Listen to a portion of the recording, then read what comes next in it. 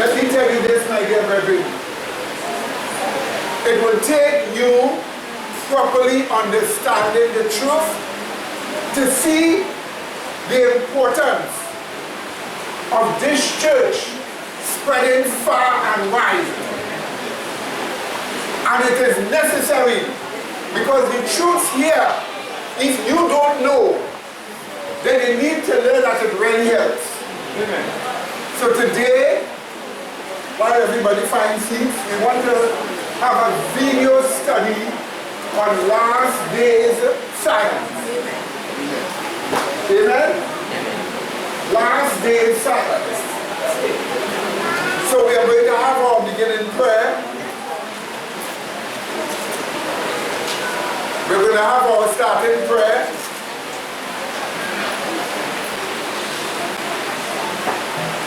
Okay, so we're going to start with a word of prayer now.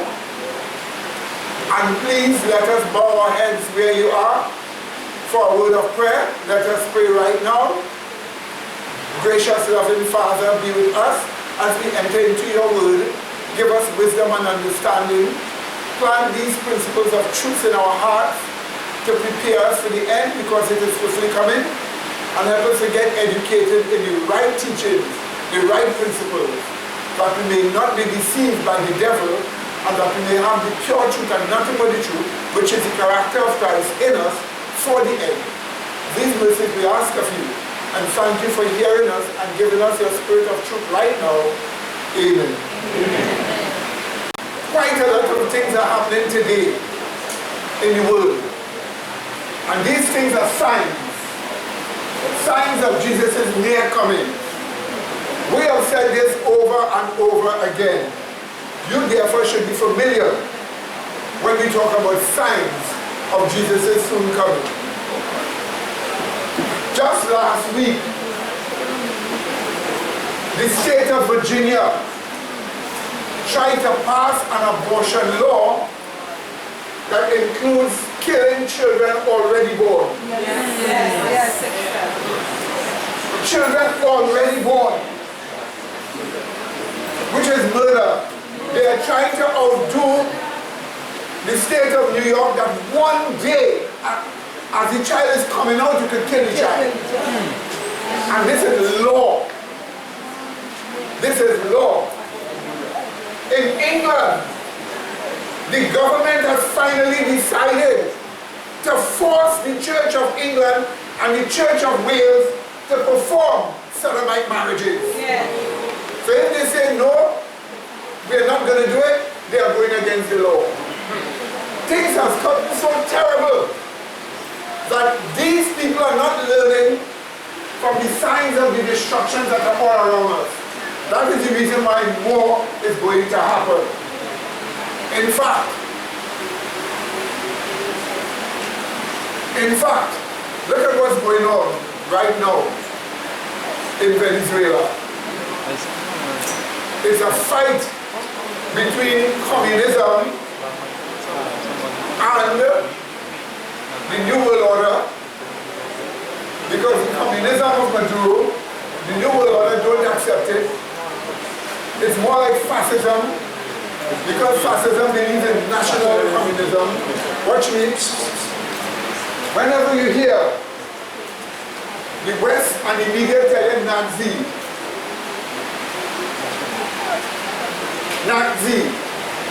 whenever they tell you that, and they give you Nazi as racism, they equate it as racism, they're lying.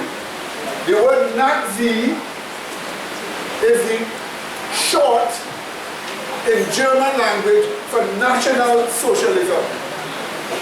So when they hear Nazi, it means what? National Socialism. It means socialism in that nation, not global socialism. And the international bankers does not want national what? Socialism. What do they want? Global socialism. And for that reason, they are against what is going on with Maduro in power, and they want to put somebody else there who they can use and control better. But it doesn't matter. We can't stand for Maduro or any one of them, because Maduro does not believe in religious liberty. He doesn't believe in freedom. He doesn't believe in republicanism. And as a result of the failed policies of socialism, the people in that country are facing tremendous suffering. We are, that's right, and as an oil-rich nation, as the brother just said, having some of the world's largest oil reserves. Yes. So as I was saying, my dear brethren, so what is going on there with the tremendous suffering that the people are facing? All we can do is to pray and ask God to help them. Will it come to war? Hardly likely. Will the Americans drop some bombs on the military? Maybe, because it is only the military that is keeping Maduro in power. He did not win the election. It was a lot of cheating. He did not win. Since the National Assembly has been swept by the opposition, it shows that the opposition should have won. So he cheated. It is the same thing with the midterm elections in the United States. The Democrats didn't win. The Democrats hardly won anything. They cheated right through. A whole set of illegal immigration, a whole set of dead people voted. More than 2 million in one state and so on. Dead people voted. Notice dead people. And they always seem to just vote for the dead, for the Democrats. They always seem to vote for the Democrats. I made a mistake. So you see, cheating. It is rampant cheating. But you know God is doing His work. Amen? Because the world must swing to the right for son-in-law. And the latest nation to fall to the right, guess which one? Norway. So the latest nation, Norway, now have a right-leaning government. And so it's marching on. Don't worry about China. We know where China will be going. But I'm trying to tell you something. They have a 5G that they want to introduce with regards to cell phones. I warn you, highly cancerous. Highly cancerous. Just the towers alone kills birds and animals after a while. But they wouldn't mind introducing that in the world because they want to cut the what? Population down. And that means killing you and I. Like information has come to us that the flu vaccine has cancer cells in it. So those of you who want to take the flu vaccine, you're not taking something good. You may very well hear the SV14 monkey virus is also in that vaccine, which is a cancer virus for monkeys. So we are asking you to do much more better. We have a much more better understanding in handling H1N1 and these other viruses. In our church, we have a better understanding in handling these things. And do not make yourself become subject to the new world order where the dead and dying will be all around us. Is that understood? Just before the first chapter, something happened in Cuba last week. For the first time in history, a large tornado dropped on Havana, killed a few people, and wrecked a lot of places. Never happened before. So we say to Cuba, welcome to the world of retribution. But while I'm saying that, yesterday another thing happened here. A huge meteorite dropped over Havana and exploded, mashing up a lot of property, breaking glasses. Thank God nobody died. But they are getting their warning. It is time to accept the truth. This country also will get its warning. But the truth is already here. But you have to do something to help people to learn that truth. What do you think? So we are now going to study last week, and this is a video study. But in it, we want to give you some concepts that will help you to be free from the false doctrines of the evangelicals and of other religions and see things the way the Bible has it. So let us start with our first start. And turn with me to Isaiah chapter 2. Find it in your Bible. If the person doesn't know where to find it, please help them.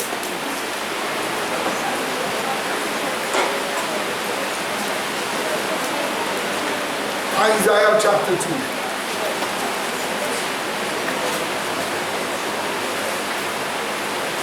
We'll read from verse 1 to verse 3. Verse 1 to verse 3. Isaiah chapter 2, 1 to 3. Here is what it tells us. I quote, "The word that Isaiah, the son of Amos, saw concerning Judah and Jerusalem." So Isaiah saw this concerning Judah and what? Jerusalem. It goes on. "And it shall come to pass in the last days." When? The last days. That's right.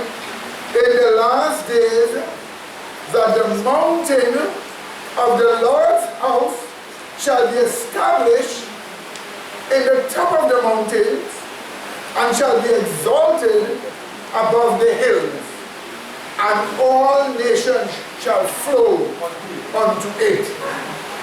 And many people shall go and say, Come ye, and let us go up to the mountain of Yahweh, to the house of the God of Jacob. And he will teach us of his ways, and we will walk in his paths. For out of Zion shall go forth the law, and the word of Yahweh from Jerusalem."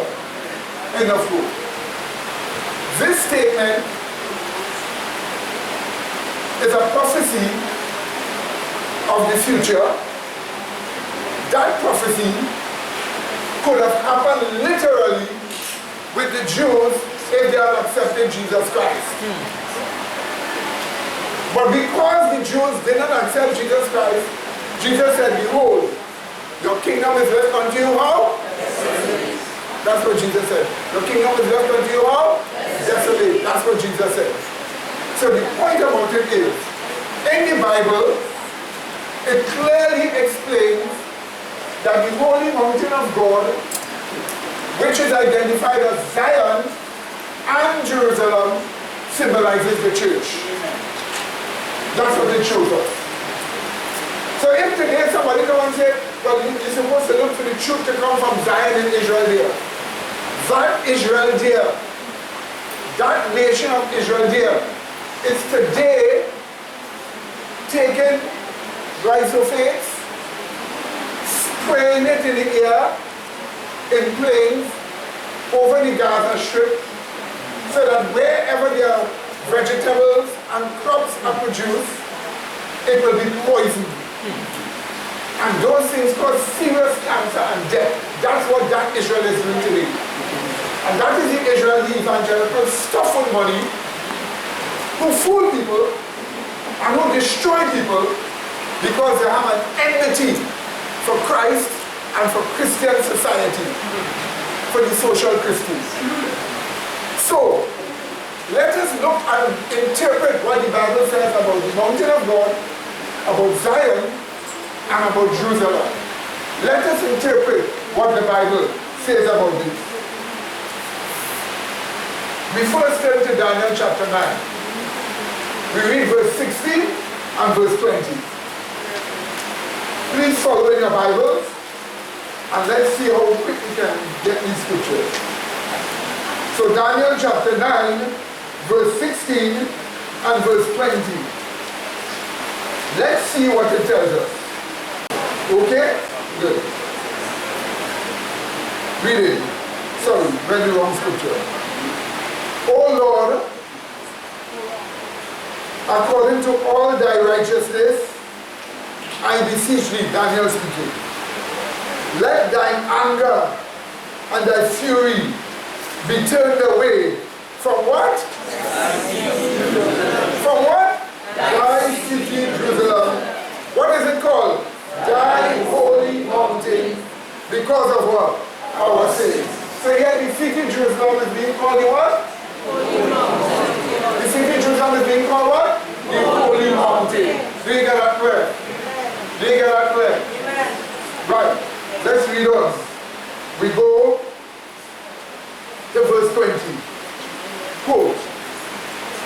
And while I was speaking and praying and confessing my sin and the sin of my people Israel, and presenting my supplication before Yahweh, my God, for the holy mountain of my God. So in other words, he was praying for Jerusalem, which is identified as the holy mountain. Daniel was a Jew from the nation of Judah, yet he called all of them Israel. In your Bible, the Bible tells us who Israel is. Surely God is good to what? Israel, even to such and have a what? That's right. So Israel is identified as those that have a what? A pure heart. That's why you can call Israel Jerusalem and the holy mountain, or Jerusalem. So notice Jerusalem is identified as the holy mountain of God, which is Israel. But let's go on a little more. Let's find more. Psalms 87. Psalms 87. 1 to 3. Psalms 87, 1 to 3. Observe how your Bible puts it. We are told, his foundation is in the what? Holy mountains. Yahweh loveth the gates of Zion. So notice he's calling the holy mountain what? Zion. So he called the holy mountain Jerusalem before. Now he's calling the holy mountain what? Zion. Let's read it. Verse 1. His foundation is in the holy mountain. Yahweh loveth the gates of Zion more than all the dwellings of Jacob. Glorious things are spoken of thee, O city of God. Take note. So did you see that? The city of God, Zion, is identified as the holy mountain. Before we saw it was Jerusalem. So the holy mountain of God is Zion, it is what? Jerusalem. Now here is what the Bible tells us about this. Let's read on to 5 and 6. And of Zion it shall be said, this and that man was born in her, and the highest himself shall what? Establish her. That is Zion. Yahweh shall count when he writed up the people that this man was born there. Take note. So what does it mean to be born in Zion? It is to be born again. To become a member of God's true church, Zion. And God will, in the judgment, take note that you were born in his true church, Zion. When you are born again, that new birth brings you into the true church. You become a member of God's true church by being born again. So God will come and say, well, look, this person was born in Zion. So this person became a part of the true church when the person was born again. But wait, hold on. Go back to Isaiah 1, this time. 26 and 27. Isaiah 1, 26 and 27.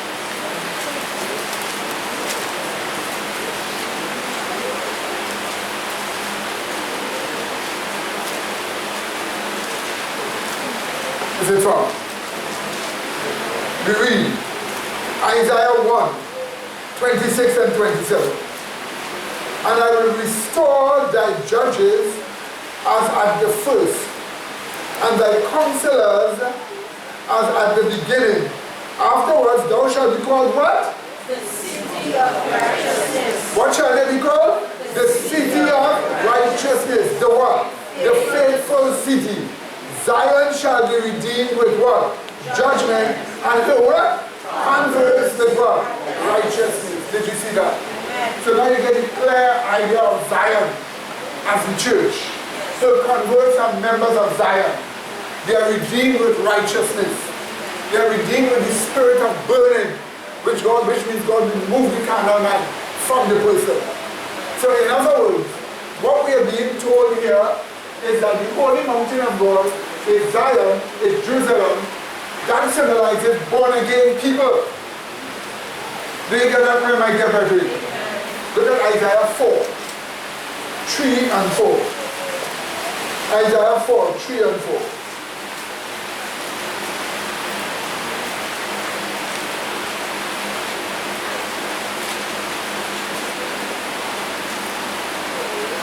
Again, we read, and it shall come to pass that he that is left in Zion, did you see where? Where?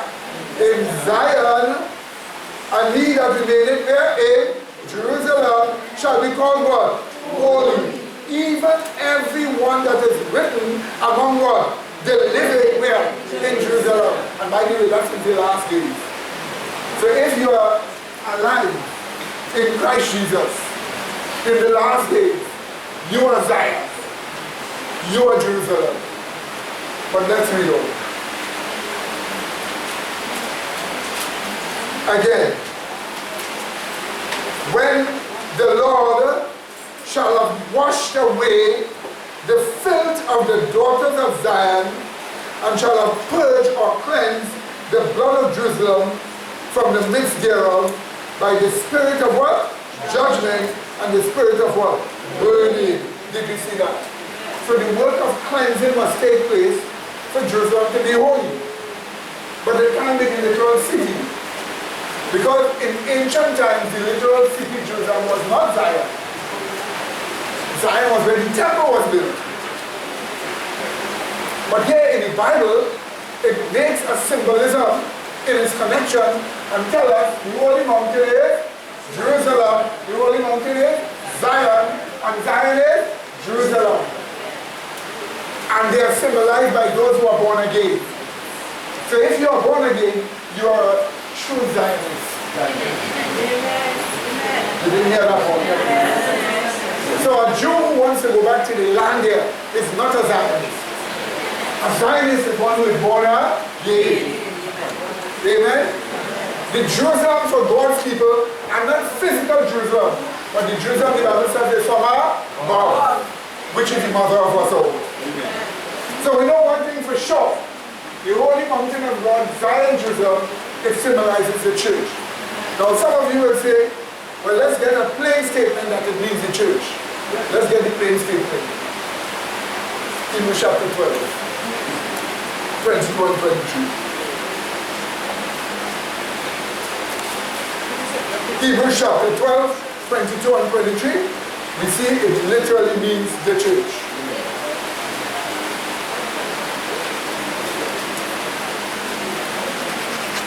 Now why did I give you this? I gave you this to encourage you to think. You need to think. You need to reason scripture out. God says, come let us what? Reason together. So when you reason scripture out, you understand. The holy mountain of God, it is Zion, it is Jerusalem. It symbolizes those who are born again. It symbolizes what? The church. Let's look at the, and read this scripture here. Verse 22. But ye are come unto what? Mount Zion. Unto the what? The city of the living God. The what? The heavenly Jerusalem. That's right. The Jerusalem from above. It goes on. The heavenly Jerusalem. To an innumerable company of angels. To the general assembly and what? Church of the firstborn, which are written in heaven, and to God the judge of all, and to the spirits or the experience of just men made what? Sin free. So if you have been made sin free, no experience, you are Zion, the church. Amen, brethren? You're the church of the living God. You're the church of the firstborn. The firstborn is identified as Jesus. So you belong to Jesus Christ. So in other words, Zion symbolizes the church of Jesus, the firstborn. And that church is a big, big church because angels in heaven is a part of it. Is that understood? And that is the reason why you here on earth must live like angels in the presence of God. And this is what we call upon you to do. We ask you to live like angels. How can I do it? You can do it when your conscience is purged. So that when you can live with a spirit-directed conscience daily.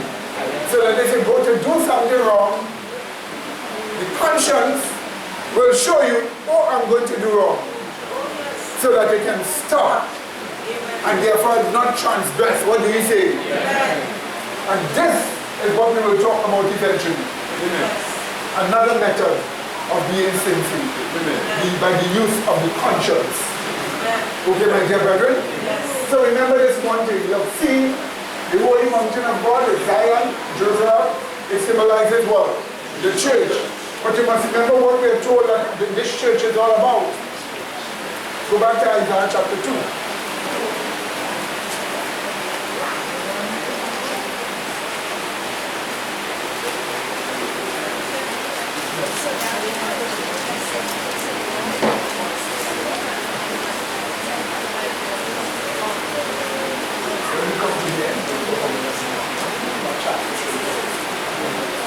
Alright, so let's look. Notice what we are told. Let's read it again.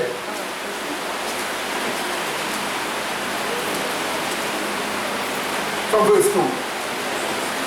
And it shall come to pass in what? The last days that the mountain of the Lord's house shall be established on top of the mountains, plural, meaning the mountains of the earth, and shall be exalted above the hills, meaning the hills of the earth. And all nations shall flow unto it. So this is the church of God. The church of God is a missionary object, preaching, and all nations flow into the church. Because the church is exalted. We read. And many people shall go and say, come ye, let us go up to the mountain of Yahweh, to the house of the God of Jacob, and he will teach us what? His ways. And we will walk in what? His paths. Why? For out of Zion shall go forth what? The law and the word of Yahweh from where? Listen to me, my dear. It will mean the final work for God's people is preaching the law. When the mark of the beast comes, and you're preaching against the mark of the beast, do you know what you're preaching against? Transgression of God's law. So what are you speaking in favor of? Obedience to God's law. So the law shall come forth from Zion. Is that understood, my dear brethren? The final message shall come forth from Zion, and it is about the law. Let's just look about this law a bit. How do you know that the law will be the issue there?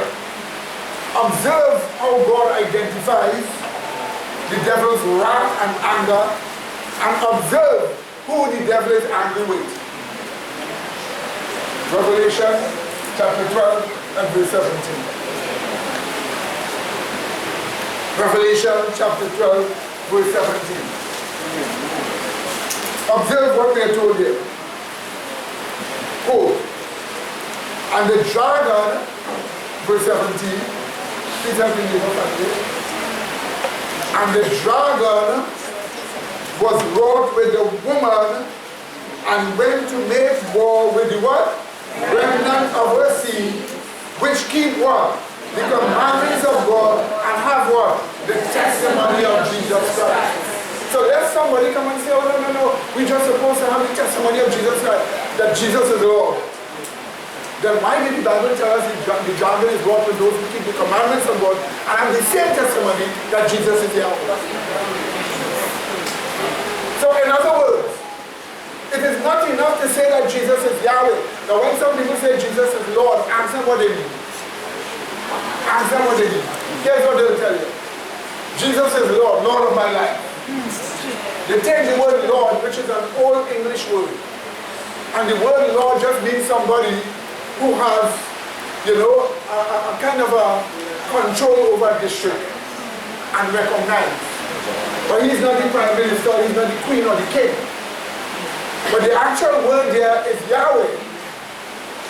So when you say Jesus is Lord, what are you saying Jesus is? Yahweh.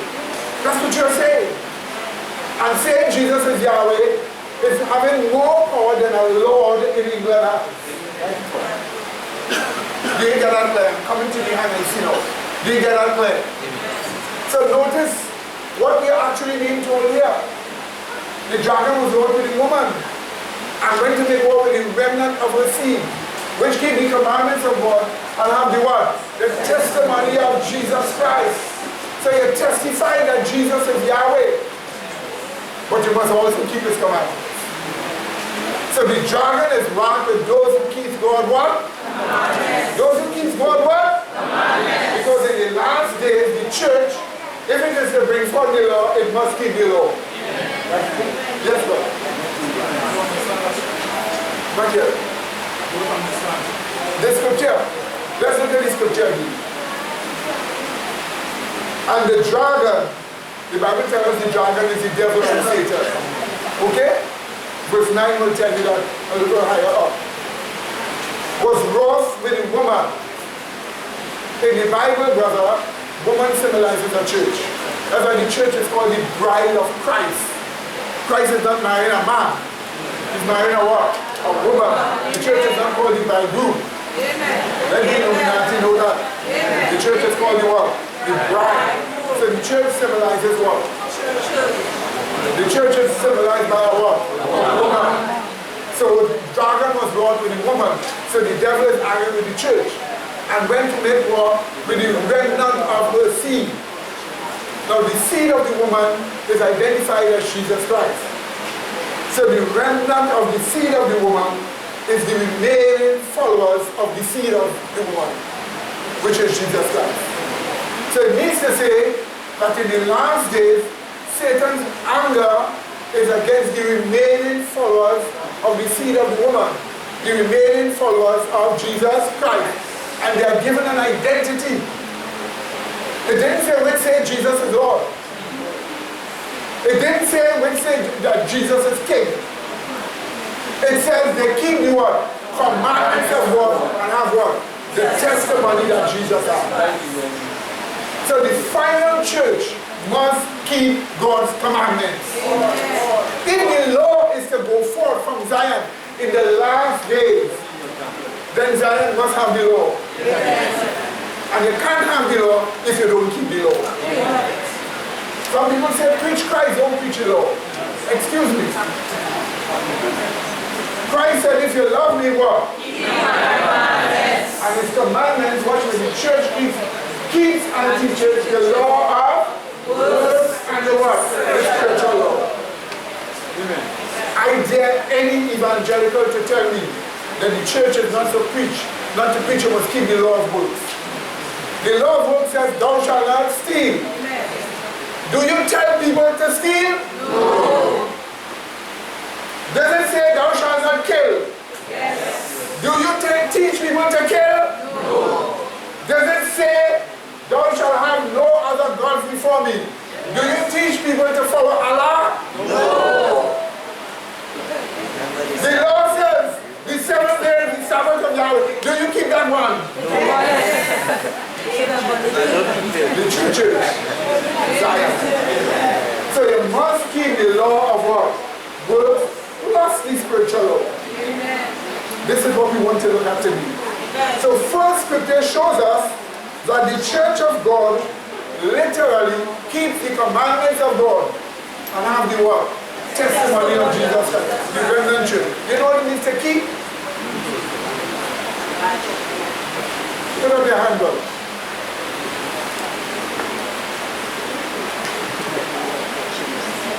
Right, nothing private on this. I give him this. Come into your hands. I see two hands, one and two. If I tell him keep, what am I telling him? Hold on to it. Don't give it to him. To hold it with him. Let it be with him all the time.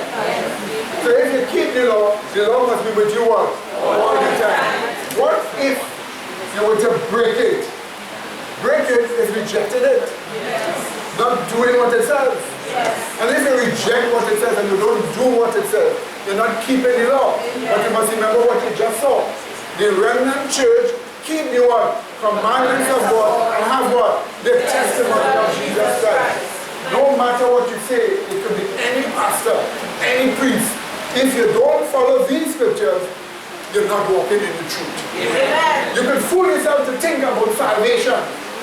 But we warn by the grace of God, that those who are in transgression of these things is going to find themselves receiving the retribution of God in the signs that are coming.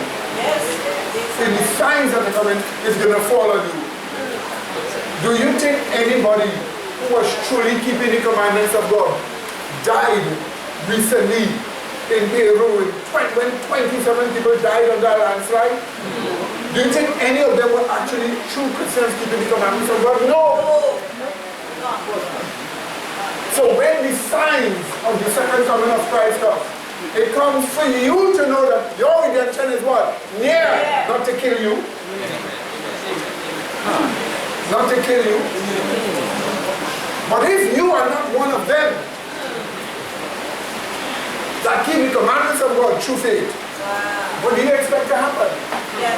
So first hand and then second hand. Okay. Go ahead. I want to thank Brother for the grace and peace, but I want to thank him for his honesty and say that he didn't understand that Brother Naiman was able to move over the text that I was able to get a better understanding. I was blessed by it. Amen. That is one of the things this church has learned.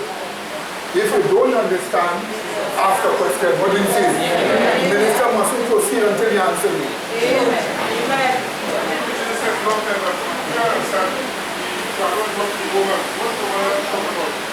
What church are you talking about? Say this church or That woman is the church in history. Because if you read the earlier parts of chapter 12, you will see that the woman brings forth a man-child, which is Christ. You see that woman. And she fled into the wilderness, and you say the dragon persecuted the woman, even for 1,260 years. So the woman is the true church in history. But this verse comes down to when it reaches a remnant now. So it's the last day. And that's when the church reaches what? A remnant. It's just only a remnant now. It's not a large nation like Switzerland, which was once Christian, or Germany, or England. It's now only what? A remnant. But they are identified as doing what? Keeping the commandments of God and having what? Remember this thing. So, let's look again in Revelation chapter 14 and verse 12. Let's see what this one tells us.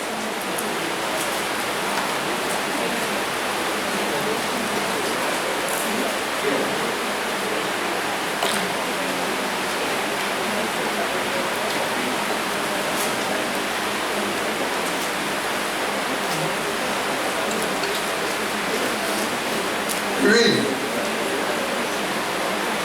14, 12. Here is the patience of the saints. Oh, wait a minute.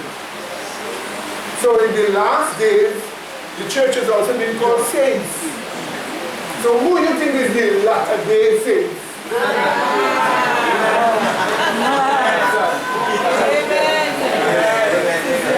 You see what the devil keeps doing is take terms that is identifying God's people and put it on other people. Who doesn't fit the specifics.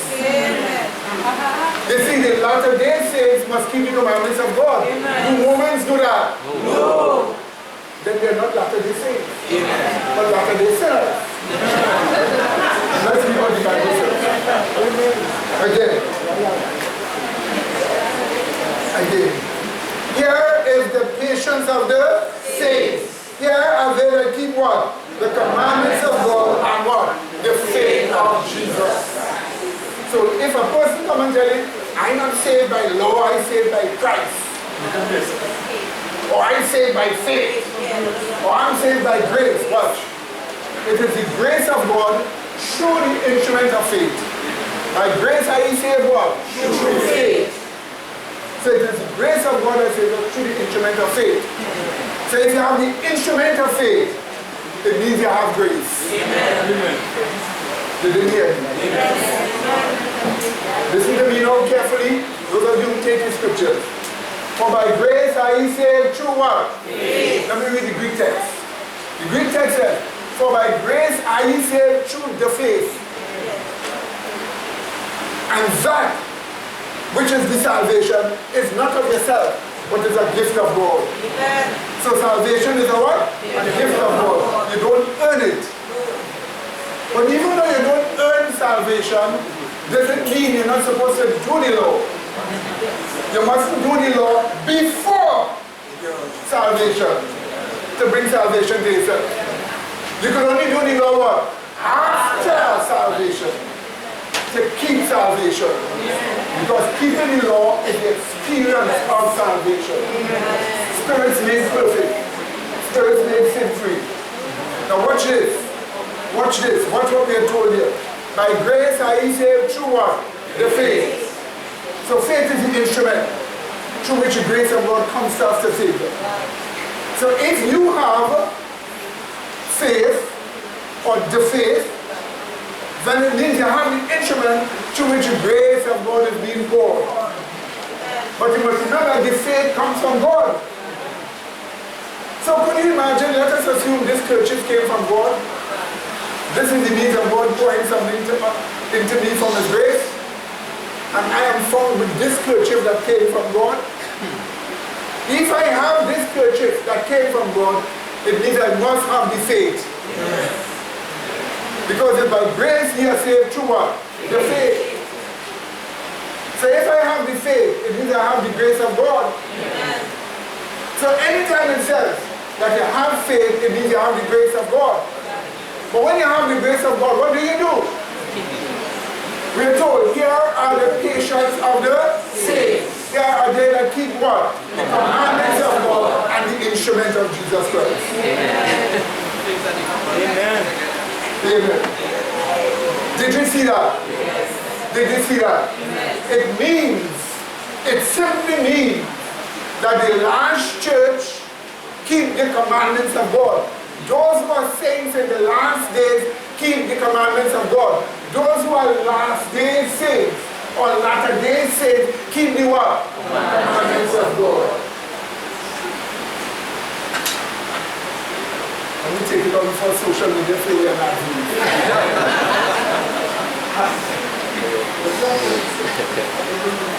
Even though they hear me say saints all the time. Because they know socialism, there's a problem with their thinking. The left can't think straight. The average person who doesn't go to right with the left hand, let them try to write straight. They go all over the place. And it is so, the left cannot think straight. Is that understood? Okay? So watch this now. What you have seen here is that the commandments of God must be kept. So much that when you receive the faith of Jesus Christ, you keep the commandments. Romans 3, 30 and 31.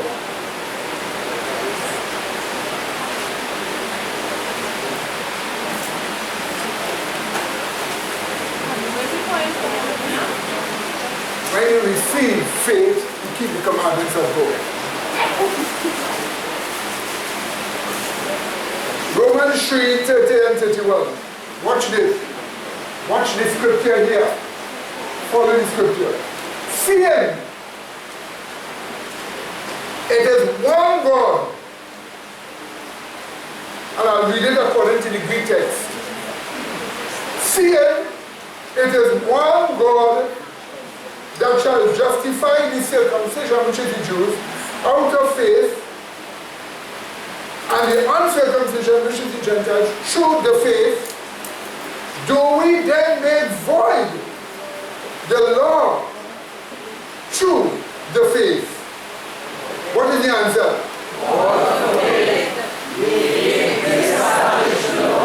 God forbid. So the same God forbids that a person say that he must beg for you when you have faith. If you have the faith, you must keep the law.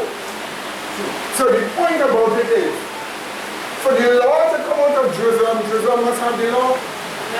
And it must be the words of the law. But it also must be the spiritual law. Is that understood, my dear brethren? Because as far as the Bible is concerned, the spiritual law must be written in your heart.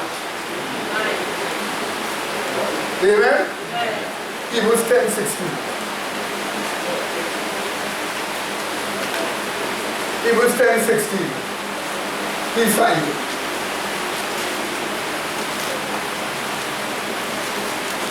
Hebrews 10:16.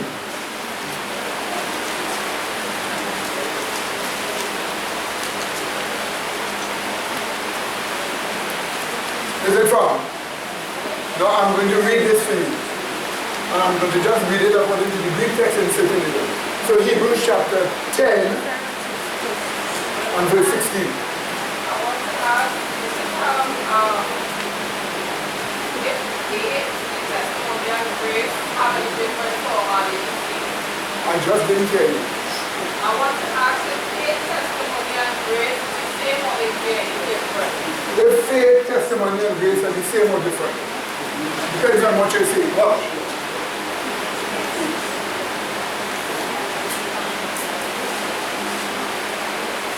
the Bible says it is of faith that it might be by grace. So you have to put grace first. Okay? You have to put faith. Then I put testimony.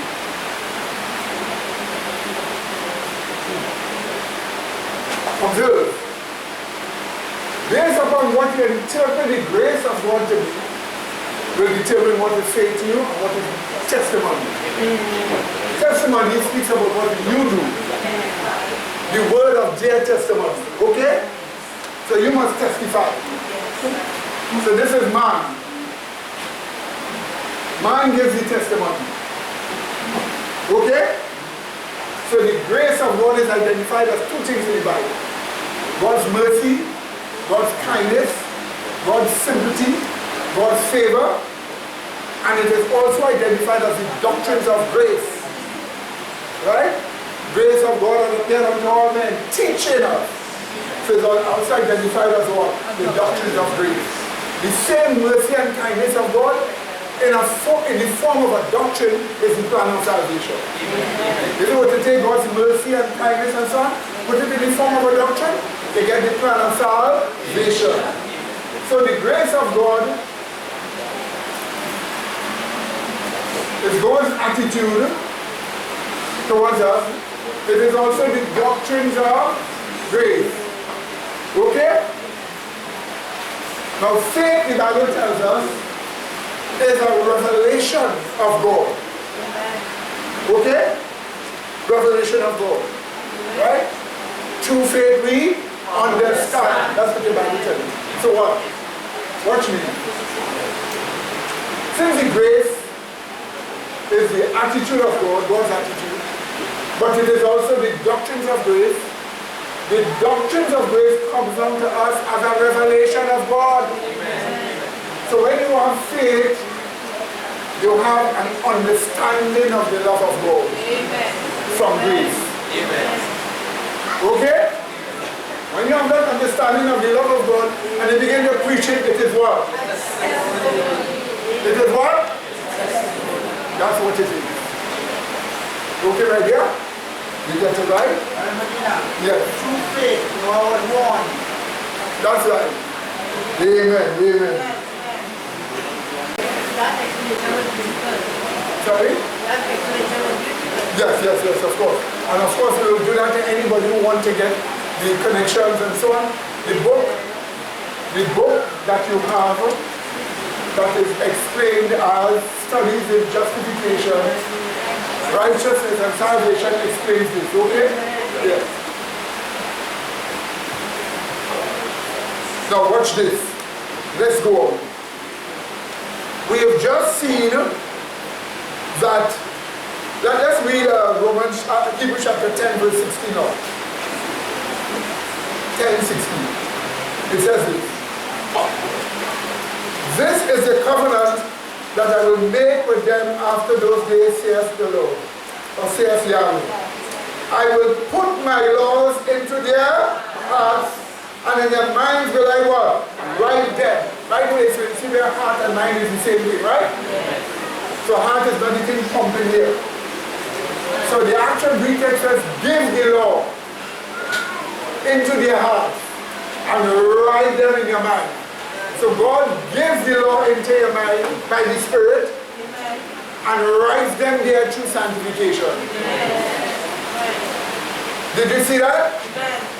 Now that law that is put in your heart is not the physical law. It's a what? Spiritual law. Let's see how it is the spiritual law. Let's look and see. Romans 7:14.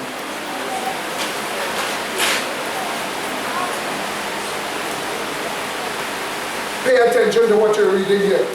Romans 7:14. Here's what it tells us. I quote. For we know that the law is what? And I am what? And I am what? Carnal, soul under sin.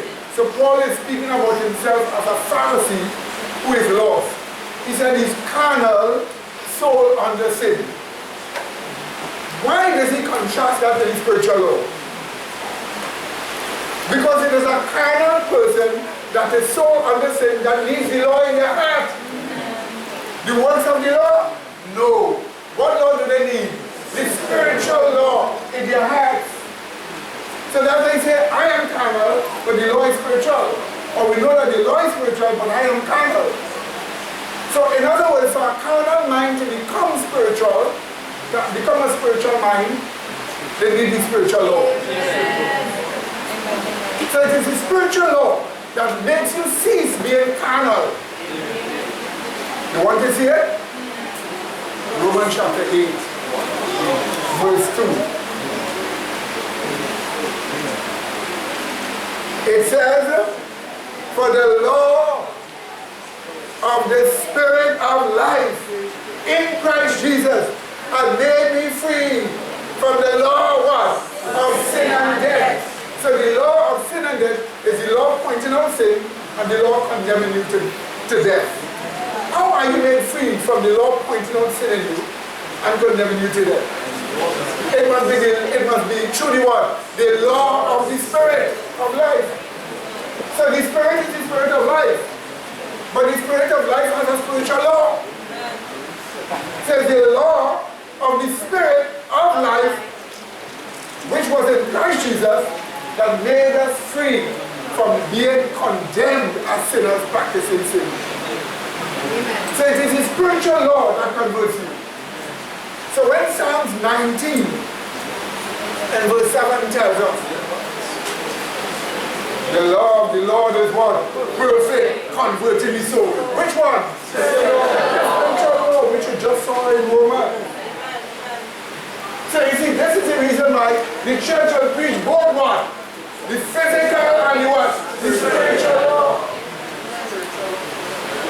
That's right. Do you know Moses knew about that spiritual law? Deuteronomy 32. 46 and 47. Deuteronomy 32. 46 and 47.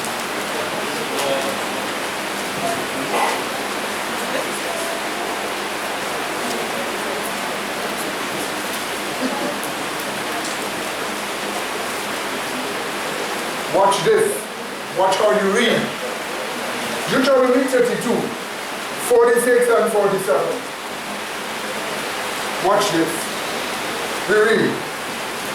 And he said unto them, set your hearts unto all the words. Unto all what? The words which I testify among you this day, which ye shall command your children to observe to do. All the words of this law. So they must do the law. All the words of this law. That's the law of works. But let's read on. All the words of this law, for it is not a vain thing for you. It is your life. Did you see that? So the law of the what? Spirit of life. We have been told this law is your life. So it now becomes the law of life to you. But since the life that you receive is through the Spirit, because the Spirit is the Spirit of life, and it has a law, so the law that is life through the Spirit that converts us. And this is the spiritual law, this is the nature of God. So the last church will preach the law of life, the law of the Spirit of life. They will preach both the law that you do with your words and the spiritual law that is written where? In your heart. And we have a study here where we show you what is the real last thing. What do you think the Sabbath is all about? Preaching the Sabbath more fully is preaching the spiritual law. And that's why the final thing, where Lucifer is saying he's God with God, you will preach the spiritual law and show no way. Not in any way. Okay, my dear brethren? So hear what this tells us. Yes, my dear. Keep the law by faith. That they keep the spiritual side of the law.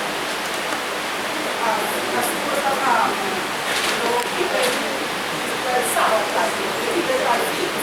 How do you answer that question like that? There are persons who say, well, I keep the spiritual side of the law by faith. I say, show me by your works. Your faith without works is what? Yes. And when you have the spiritual law, you will do the what? Law of works. So if you are doing it, you're keeping the 7-day Sabbath. But if you're lazing off on the Sabbath, or if you are saying you're keeping the 7-day Sabbath, but you have carnal things in your mind, you're not keeping the Sabbath. You're just on the day, but not receiving from the day. Okay? Amen. Some people are on the day, but not in the day. You know what I mean? Okay? Now let's advance. Let's go further. Next chapter. Thank you.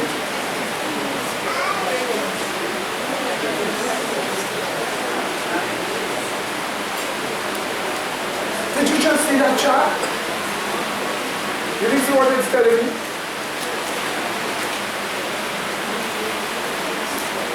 Wonderful, huh? This is what I'm saying. Today, we are getting certain biblical concepts to help us to think straight. Do you remember in Isaiah 2:1, it shall come to pass in the what? The last days. When did the last days begin? Hebrews 1:1 tells us.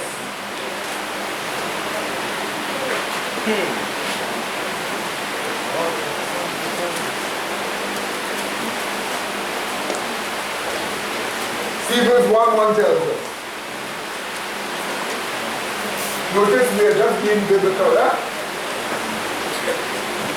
It goes on. God who at sundry times and in divers manners spake in time past unto the fathers in the prophets, had in these last days spoken unto us by his Son, whom he has appointed heir of all things, by whom also he made the world.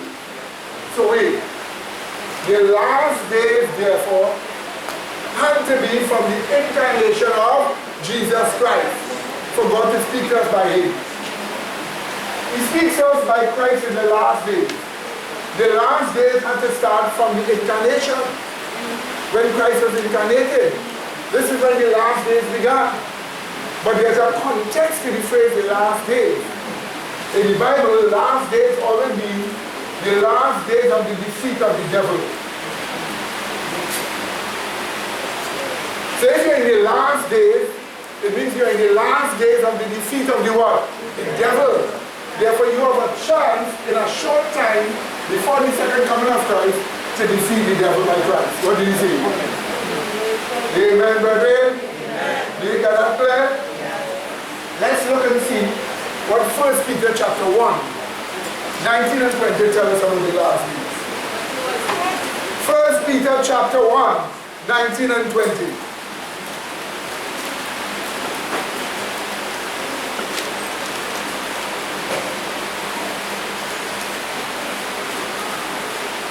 Again, here is what he tells us. We read.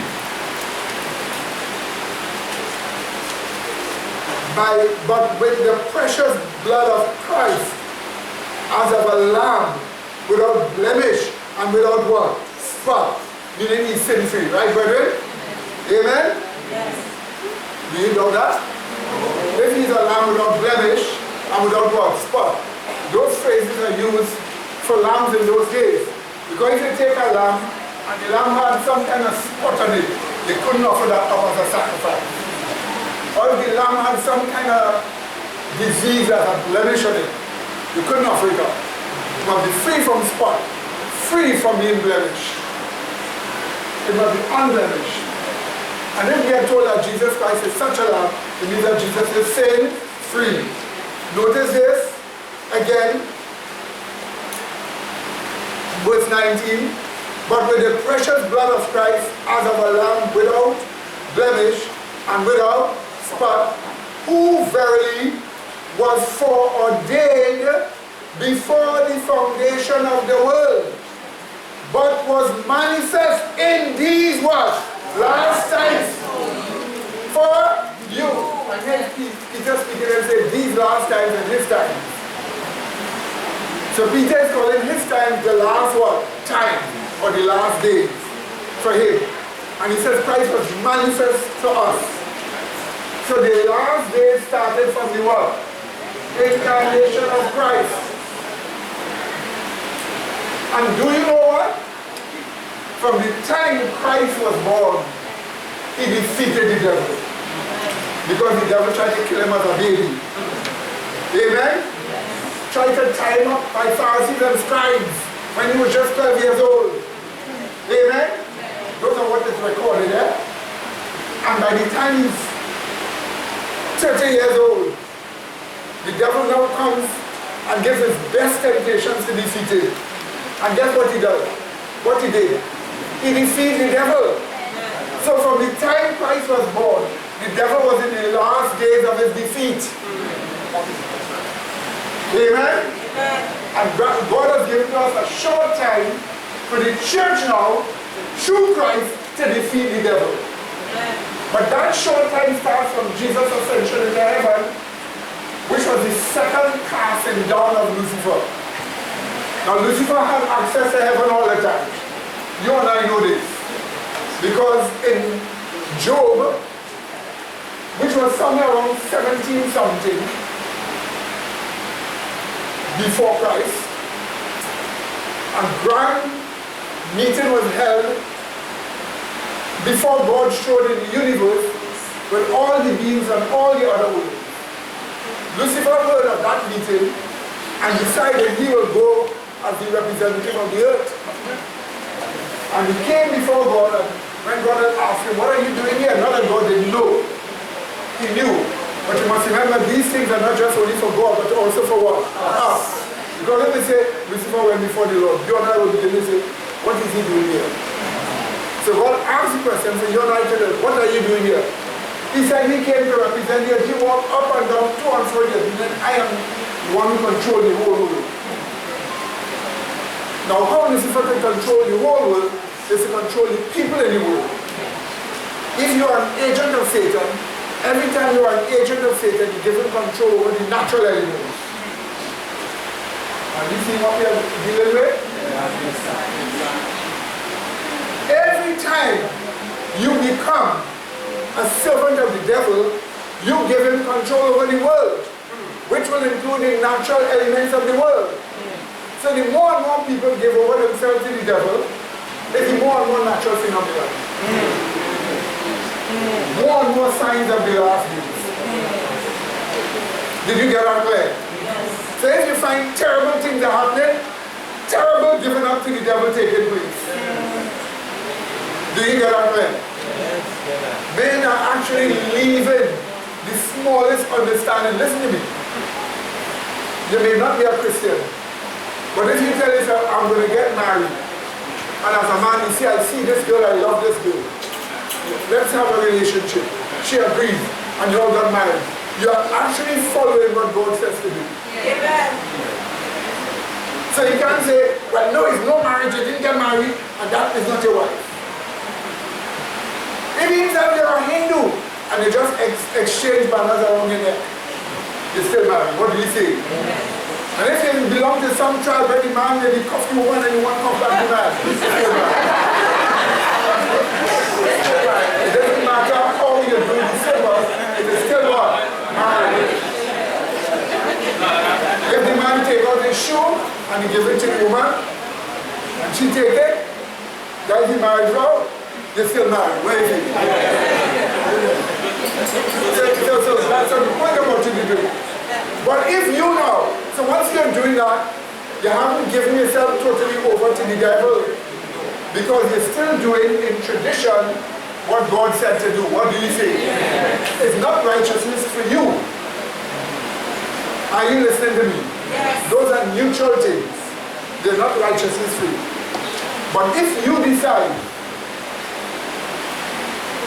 I saw Steve as a man, and Steve will be good to be married to, and you go after Steve, and Steve gets affected with the corrupt passion, and Steve decides, well, okay, let's go to the Church of England or the Church of Wales and get married. In the first place, whatever it is not what? Marriage. And as an unconverted people, they're doing something evil. What do you say? Yes. So when they do that, the devil gets more control of the world. Yes.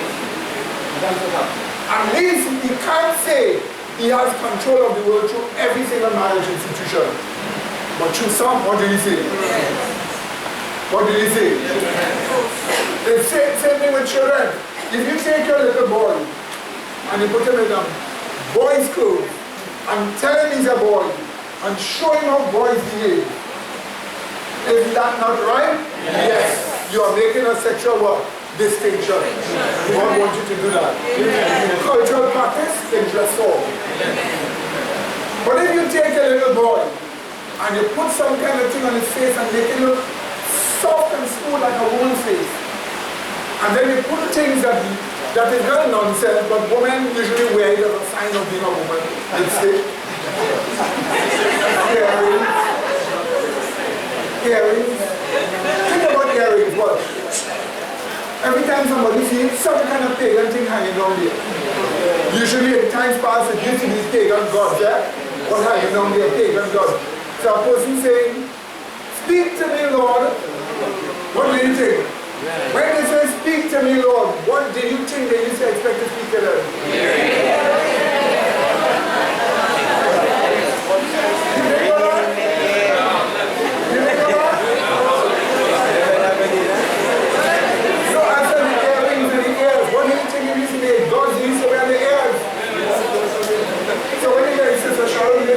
A lovely booklet. Sister Cheryl bring you a lovely booklet to that, which you all will get soon. When you hear a person say, what says thou to me, Lord, and they put their hand there, well, who do you think they were listening to? The earrings. And God. When you have the rosary, it's the same like what you do. You put it in a cow or an animal and they put a string in there and they pull it to show submission. So the northern we used to say, whatever you say, Lord. Wow. Submission to him. If it was on the foot, they say, wherever you carry me. If it was on the hand, they say, whatever you make me do. We may have forgotten the theology behind it, but ignorance is no excuse. Amen? Amen? Ignorance is no what? Excuse. so on you forget that you're not supposed to steal and you take up and walk out. Ignorance is no one. You'll pay the price in the thing or pay the price in jail. Either way you'll pay. Right, so here's the point now, my dear brother. So the point I'm saying, by saying all of this to you, is that when you see a man marry a man, or they make a little child dress up like a woman, when you should say no dress for Timmy. That's what you should say, no dress for you, Timmy. You understand? Wear your pants. When you're supposed to, if Timmy wants to wear a dress and you as a mother dress him up to make him wear a dress, that is separation from God. Because you're supposed to train the child the way God wants. Yes. Once that is separation from God, you give more control to the devil. Yes. And the devil wants control. Because when you give him control, he's not giving it back to you. Right. There's only one person to break it. And that is who? Christ Jesus. He's not going to give you back. But when he have it, the devil doesn't know how to use control. He is a leftist. The devil is a leftist. He doesn't know how to use control. When you see some people like power, some people like to rule, some people like positions of recognition, but they don't know how to use it. They don't know how to use it. Let me tell you something, my dear brethren. If you see Brother Medina speaking here, let me just warn you about this. You do not know how much time I was on my knees praying and saying, Lord, I know people will see me. I know people will recognize me. Let me do this to help people. Amen. How much nights I struggle with thoughts to show this is not about you. This is about what? Christ and people. How much time I had to do that? You know how much time I was on my knees praying over that? How much time I had to learn how to be seen and heard that they wouldn't see me? You know how much? I have to even watch my tone, how I speak. I have to speak realistic. I even have to watch how I laugh before you. I have to even watch how I display myself before you. You think I can move my hand by like a person here for you to see me? But I have to act dignified, like Jesus Christ. Amen. And like the apostles. Yes. Because it's not about me, it is about Christ being seen. And this is the reason why I'm saying to you, my dear brethren, point about it is, when you present yourself before people, one interest must prevail. The salvation of people. Amen. One interest must prevail. So you don't talk because you want to be heard or seen. They get a reward, they see you, they hear you. But you want more. What do you say? You don't want to be seen or heard. If you tell me you're seen and heard, it is for this cause. Salvation of people. That must be a motivation. When you stand and speak, for God to work with you, that is how it must be in your heart. It must be like that. Are you listening to me? Yes. Only when it is like that, God can use you. Yes. Other than that, you will just destroy. That is the reason I say to you, Lucifer is a leftist. The more you want to exalt yourself, the more left you become. You see what happened in China? Communism sold this world. To control freedom-loving people, you have to seize more power, and more power, and more power, until you become a god to the people. Did you not see that? And this is the reason why, under republicanism, as you know, under republicanism, people's choice is there, free, that they can decide when they hear the truth. What do you say, brother? Yes, brother.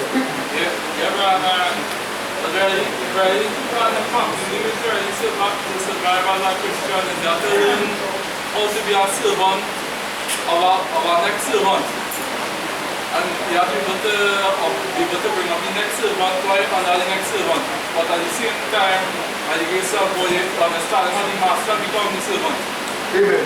So when the devil came before God, He said he was walking up and down 2 and 4 years. I want to tell you.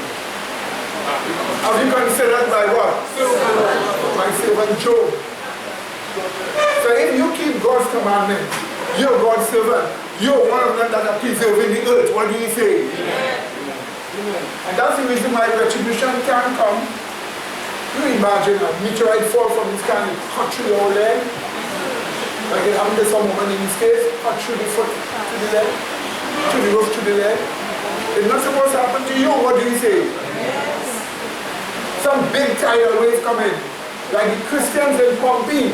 God made them flee before. What do you say? And look at them here. They fled before. So when the volcano exploded and buried those people, not one was a Christian. Amen? Remember, the signs of the last days are not to kill you. It is to tell you that Christ is what? Coming soon. But those who do not accept the gospel, sorry for you. Don't make yourself become a target by your life. Amen? Amen. Right, so I saw 2 hands. Right? Brother, go ahead. Genesis chapter 19, talking about what some are given and are given. And it also enjoyed warning people. And my mother related to me, and I said, she can understand, it's talking about what saves the people. And that time, she didn't say, look into what happened in Abraham, China. So people had to run for the ground above the mountain top. But then, if they come to the shop, I'm going to say, run the ground. That's the point, brother, because fire with brimstone is coming. One day they'll be having a gay carnival, as they call it, gay. Gay literally is the flesh. And as they're having a gay carnival, and some people just come out to see and take pictures, when those retribution fall, they're taking all of them to, what you doing here? What you want to see 2 men acting naked and walking naked and women doing all kind of action to each other? What you wanted to see that for? You understand? So those all upon you. Right, now, let's just quickly go forward. Sorry, my dear. That's okay.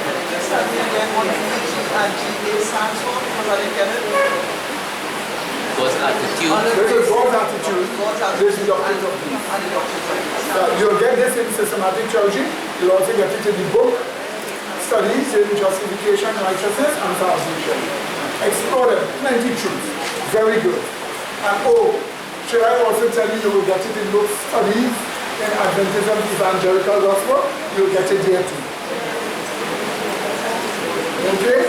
Now, watch this quickly now. Revelation 12.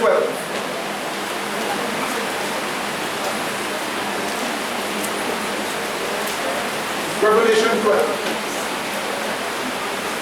So he says Lucifer always had access to heaven.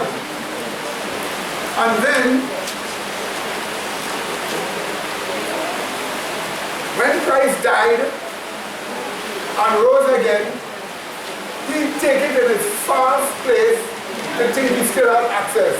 And this time he was cast downward forever, never having access. It's not business as usual. That's the reason why sometimes when some terrible transgression is done, you must not let it be just business as usual. If your son slap you up as a mother, you can't have business as usual with him. You may be sympathetic for him, you may feel sorry, because you understand what he's done. You see how horrible it is.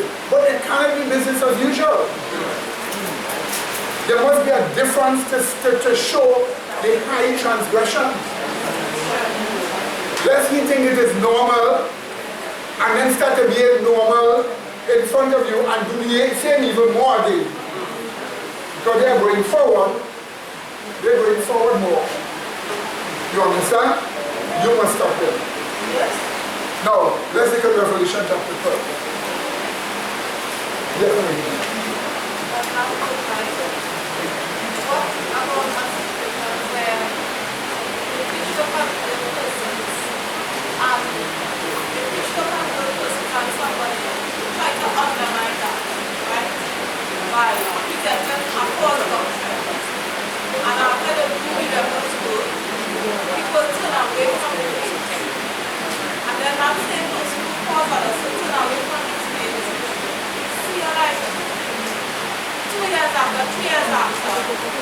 sure you go in the morning, the evening, or you go come here in a situation like that, come test on that night, Something may have happened during that time you don't know. But if people still reach you that you relate back that way to them. Bring the truth to them again. Right? But just move with wisdom. Okay? Somebody sent a note here. Because the question puts the person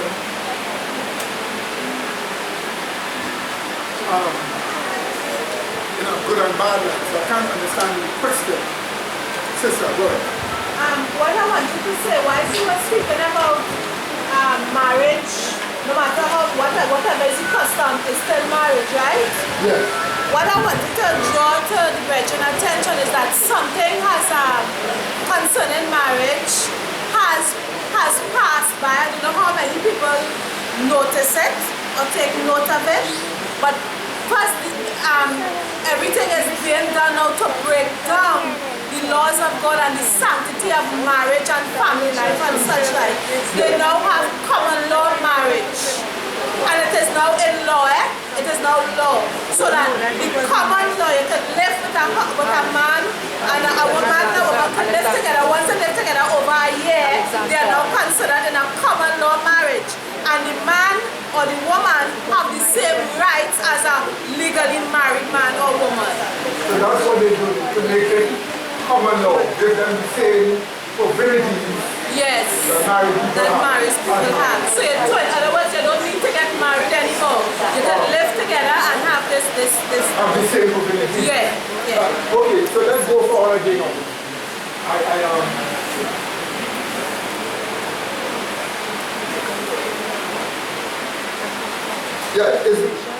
Is Revelation 12 speaking about the two casting out? Let me give you the second casting here. Right? This is what we're looking at. Let's look at the text of Revelation chapter 12. Lucifer had access. He went up after the death of Christ and he was cast down forever. This is the casting down that we're dealing with.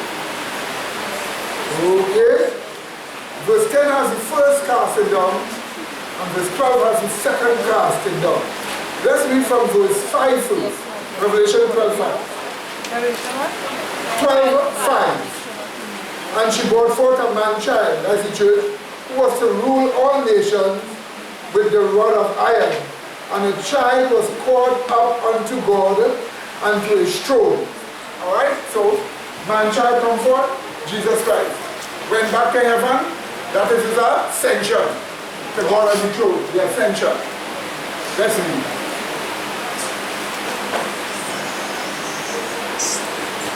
Let's read. Verse 10. And I heard a loud voice say in heaven, now is come salvation and strength and the kingdom of our God and the power of his Christ.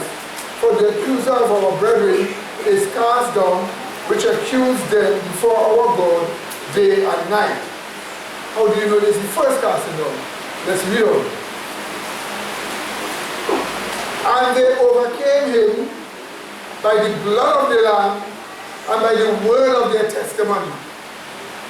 Notice how they overcome by the what? Blood of the Lamb and by the what? Word of their testimony. And they love not their lives unto the death.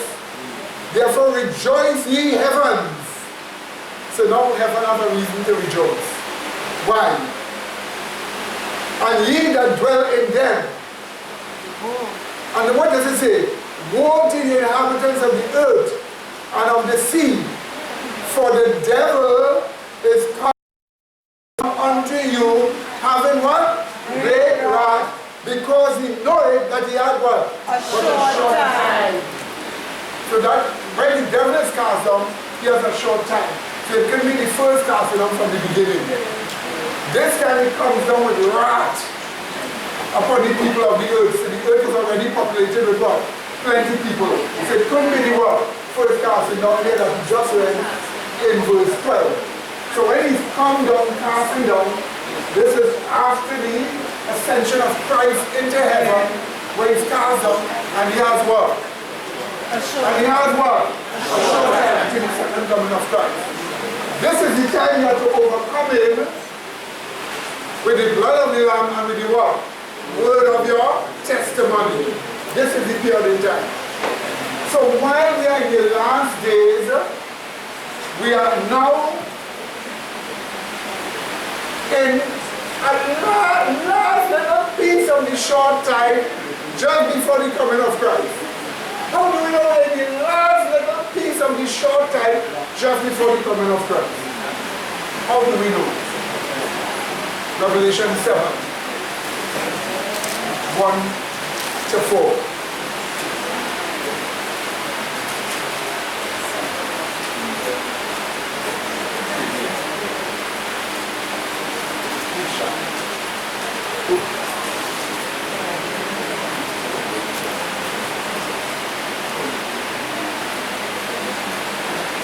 Ready for this? Let's read. I quote, "And after these things I saw 4 angels standing on the 4 corners of the earth, holding the 4 winds of the earth, that the wind should not blow on the earth, nor on the sea, nor on any tree. And I saw another angel ascending from the east, having the seal of the living God. And he cried with a loud voice to the 4 angels, to whom it was given to hurt the earth and the sea, saying, Hurt not the earth, neither the sea, nor the trees, till we have sealed the servants of our God in their foreheads. And I heard the number of them which were sealed. And there were sealed 144,000 of all the tribes of the children of Israel." So we know one thing for sure. The 4 angels, holding back the 4 winds after the 144,000 to be seen. So when the 4 winds are being held back, that is a short period within the short time before the 4 winds are let loose. So they're holding back the 4 winds. The 4 winds being held back are great earth disasters. That's why the 4 winds being held back are. So watch me. If this is a wind and I'm holding back this wind, me holding it back means great earth disasters. Me losing it means the end of the world.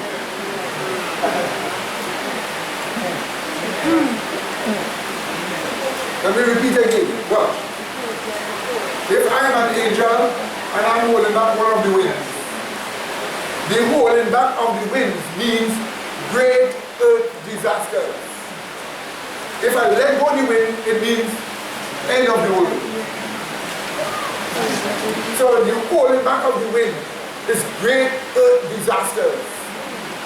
So you live in a short time when great earth disasters, the holding back of the winds are taking place.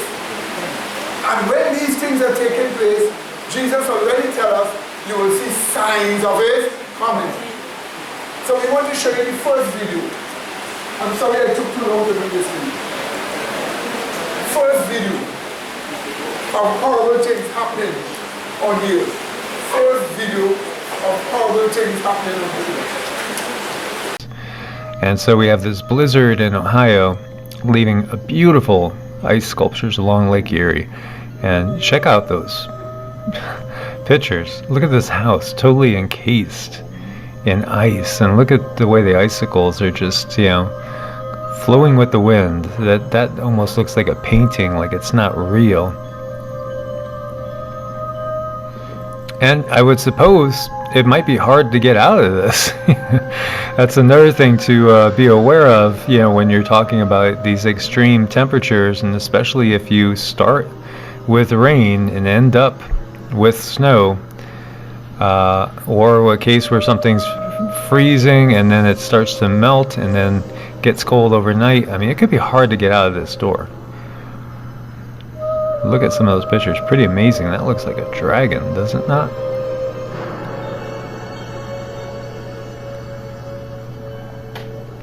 Very interesting designs. And it reminds me of going into the woods down here after it had snowed, and just nature could be so spectacularly beautiful. There's like an ice giant. very, very cool stuff.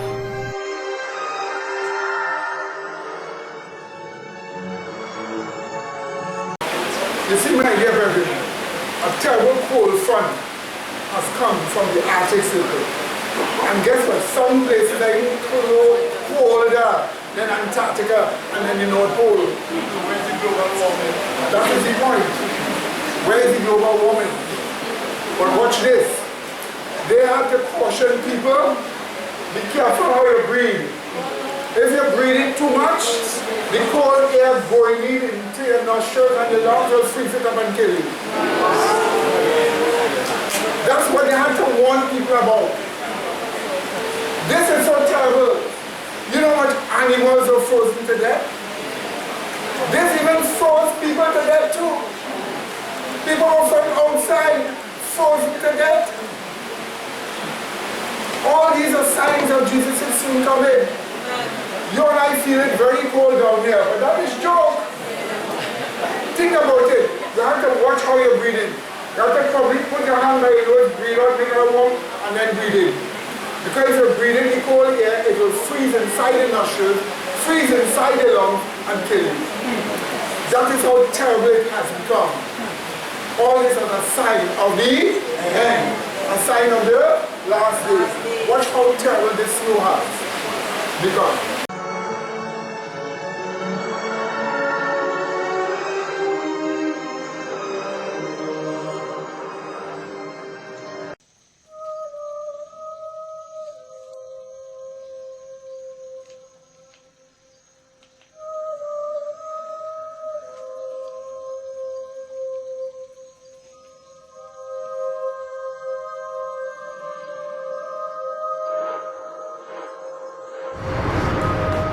Millions of Canadians are huddled indoors on this Sunday because of a nasty winter storm. The powerful system is drifting across central and eastern Canada. It brings with it piles of snow, biting winds, and bone-chilling cold.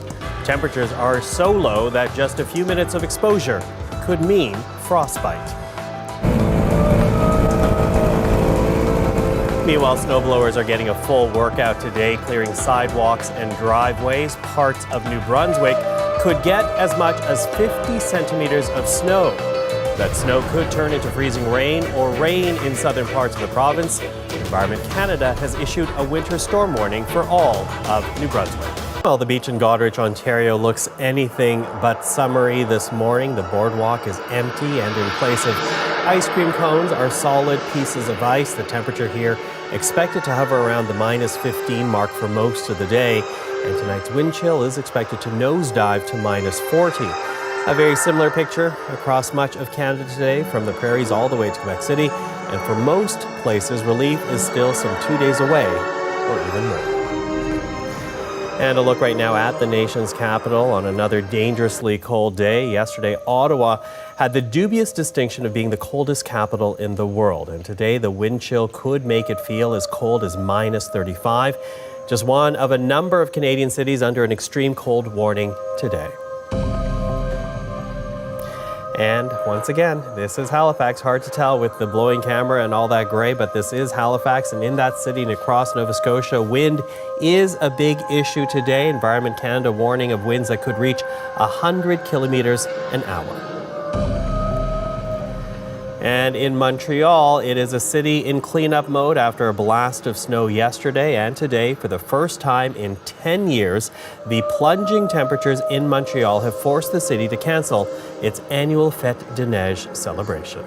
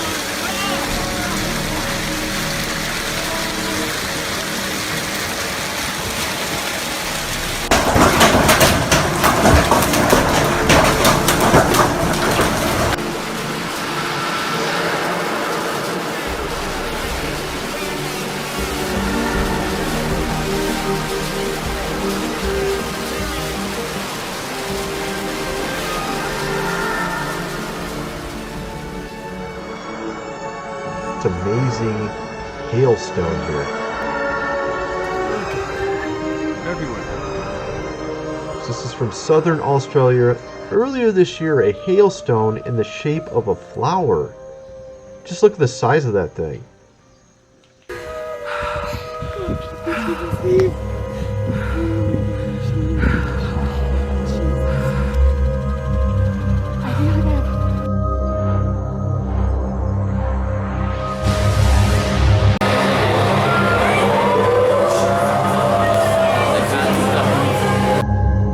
Look at this shocking snowfall. This is in Austria and also in parts of Japan where we see this insane amount of snowfall. We're talking between 13 and 20 feet tall in some of these locations. I mean, look at this. This is just amazing and bulldozing it away.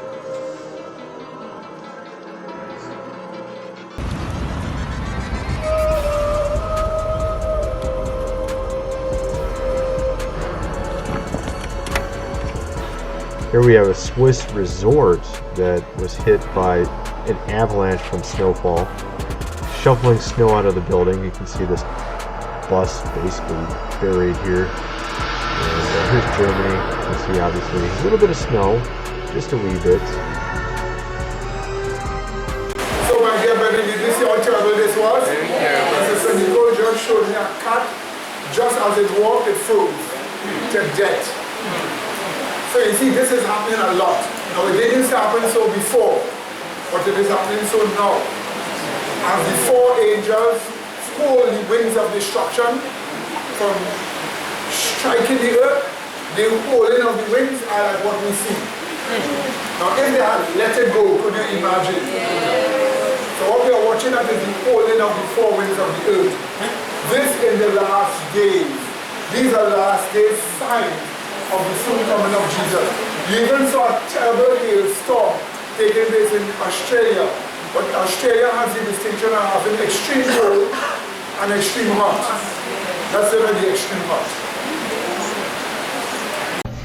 hot. We have dozens of wild horses perish at a dried up waterhole as the heat wave breaks records in Australia. And this again is just another testament to how severe the weather is down there. It's a horrible thing. We're seeing a lot of animals perish.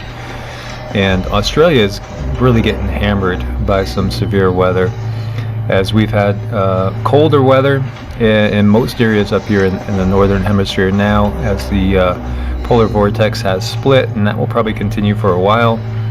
And just the opposite we have going on down in Australia, where they're getting hit with drought, and then they've also had some floods, and they got intense heat going on right down there.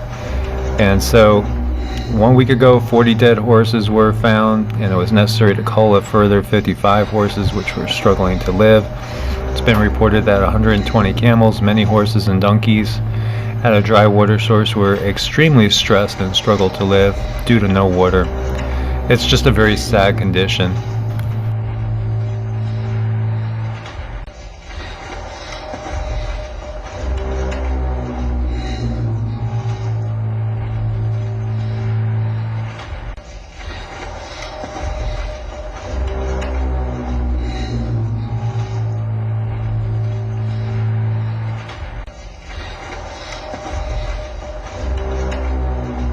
We have what some are calling a biblical type of episode striking Australia right now, because we've talked of dozens, we've talked of hundreds, we've talked of thousands of animals dying in different events. But when you are now mentioning millions,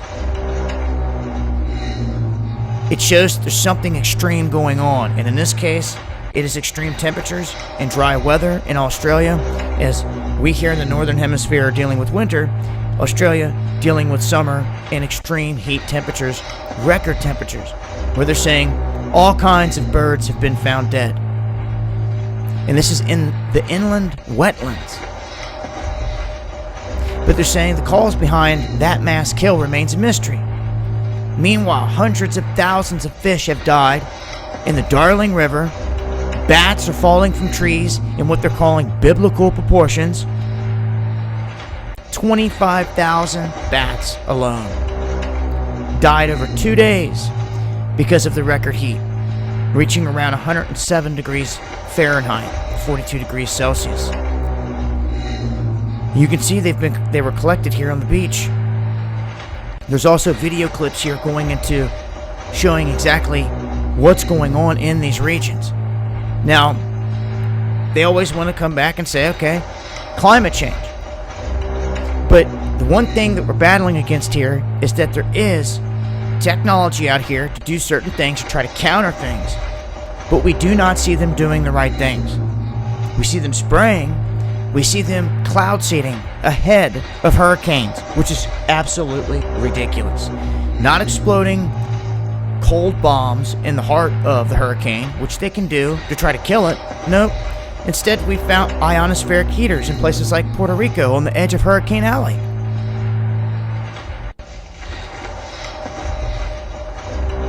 So it seems like some are using this out here as their own little playground to orchestrate things, and it's at the cost of a lot, and it seems to be connected to big agendas, and it's obvious they're doing nothing. Absolutely nothing. No headlines, no stories, no reports of doing anything with technology to make the weather better.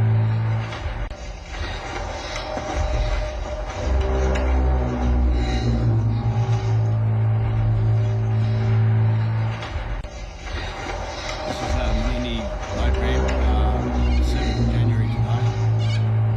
And this is what we've got. Millions, mainly bony bream there today, native fish.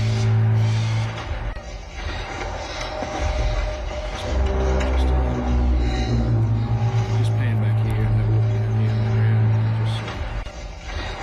Ranging from a couple of inches long right up to 400 centimetres.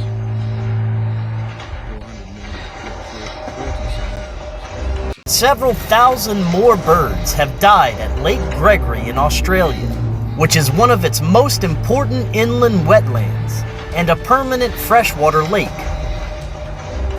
The cause of death remains a mystery, as a department investigation excluded bird flu and Newcastle disease as a cause. The investigation identified the presence of a blue-green algae close to the lake, which may have contributed to the deaths. And on the 23rd, 40 wild horses were found dead at a dry water hole in Santa Teresa, Australia. Officials believe the horses died due to the extreme high temperatures. And this comes after thousands of fish died in Australia's Darling River, as well as flying foxes falling from trees by the thousands due to the extreme weather conditions. So while we had this terrible heat in Australia, causing a lot of things to die, it's worse than we show you because you also had people walking and under the shoe melted. One tires and trucks melted. The heat was so much. But all these are signs of the end. So we want to now show you this terrible accident that claimed more than 300 lives last week in Brazil.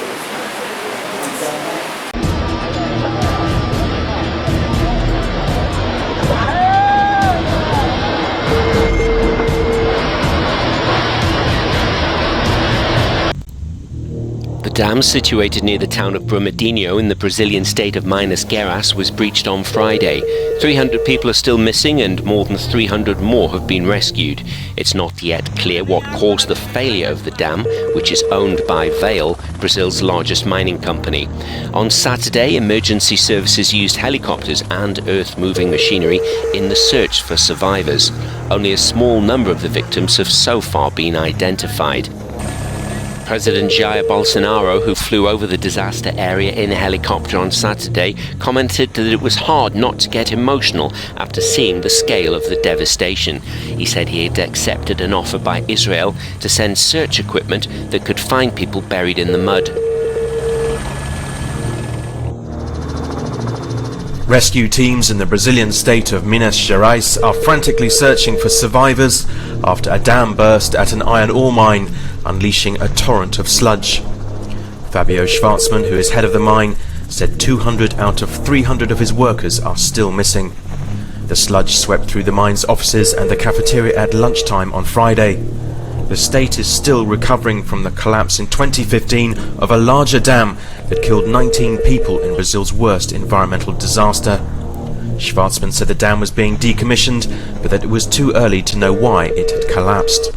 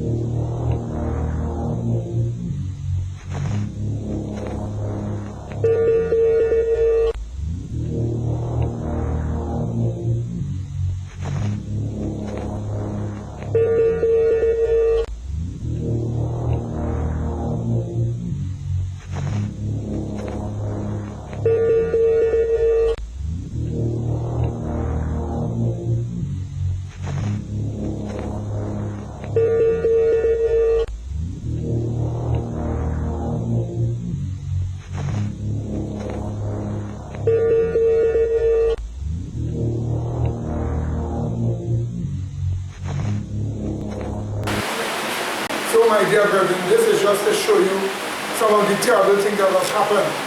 What you must recognize also, all these things happen in January. And not January 1st, but the last 2 to 3 weeks in January. These to show you how terrible things have been. Okay? So let's just go to this one here. Observe. This is what I was showing you before. Observe. What do you call the four winds being held? What is it called? What is it called? And they are?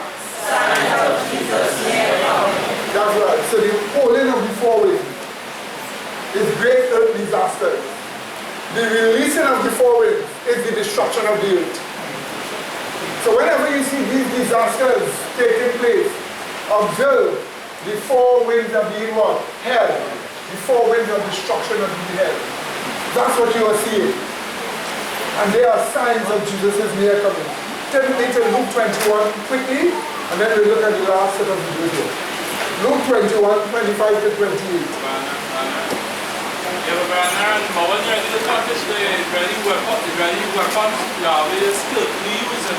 Because his weapons are dead. The all I see in the people, what the root of our future and all these important instruction, I see timing is the use of the weapons on how the context is the real weapons they ask for. But you are able to see some of them. Amen. So let's quickly look at Luke chapter 21, 25 to 28.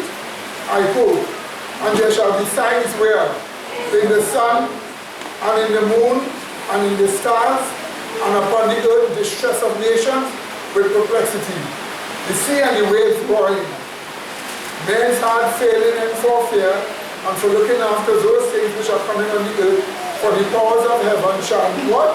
Shaken. And then shall they see the Son of Man coming in a cloud with power and great glory. And when these things begin to come to pass, then look up and lift up your head for what? Your redemption drawing near. Did you see that, my dear brother? So this clearly shows us the four winds are being held now, and that four winds being held of great earth disasters, and then you have signs. They are signs of Jesus' near coming. Right? Okay? Let me just acknowledge Brother Stanley and the church in the United States. They are online listening. Amen, brother? Amen. Let's say a special hello to them.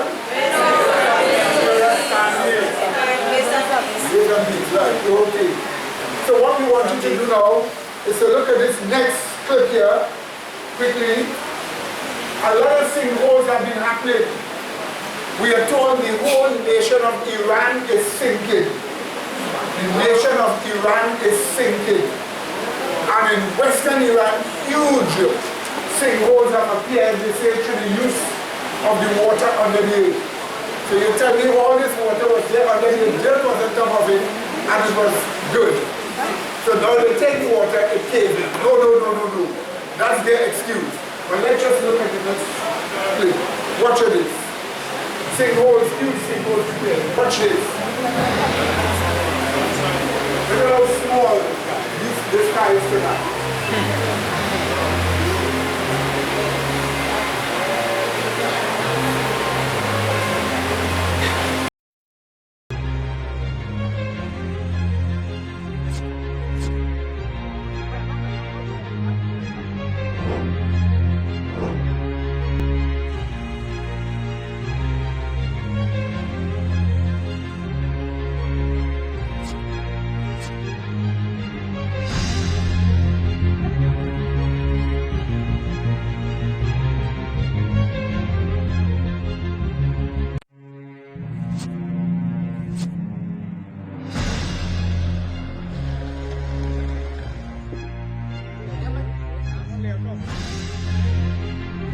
These days, it seems like you never know where a sinkhole is going to open up. And if you have something that happens like an earthquake that could kind of nudge it along, you could find out real quick where one was setting up because it's going to open up. And in this instance, we have a massive crater opening up in Chile following the 6.7 earthquake that had struck this past weekend. And these people were just caught off guard. They say a house, part of their farm, 9 animals, all swallowed into this massive sinkhole after this quake struck the region. And you can see from the different clips here the damage that was done. You can see what was connected and what fell down into the hole in this area. Here is another shot. 12 meters in diameter. And on top of that, in California, around Los Angeles, La Habra, California, a massive sinkhole opens up. People thought it was associated with an earthquake too because of the loud bang. And look at this, all the trees just toppled over in a huge hole. This aerial shot right here just shows how massive this is.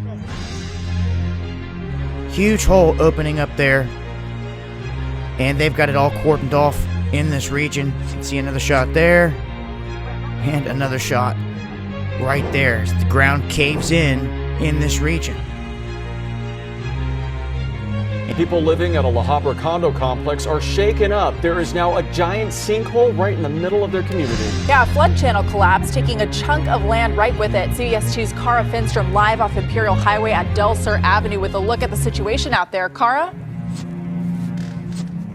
Crazy sight out here, Sarah, and right now we have some experts really examining this sinkhole, deciding what needs to be done. Oddly enough, city leaders say it looks like the flood tunnel that collapsed down there is privately owned. They are still trying to confirm that, but as they do, they are bringing in city and county engineers. They want to make sure all is safe for the folks who live here. It was a big boom. So it sounded like it was the starting of an earthquake. Reina Menchaca rushed to her window last night. Just feet from her door, the earth had opened up. A trench-like sinkhole was swallowing up trees that were toppling onto condos. We just couldn't believe it. We came outside along with everybody else. And we were just, trying to see how deep it went and whatnot. Officers estimate the unusual sinkhole is up to 100 feet long and 20 feet wide.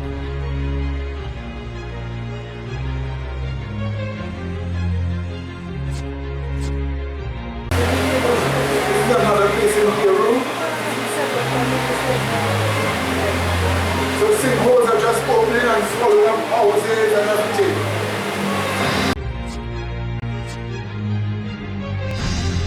So the next one we want you to quickly look at. This one. We still have problems of terrible flooding all over the world. You think Trinidad had something? No, we have nothing. Look at Gulf flood. This one here. Indonesia.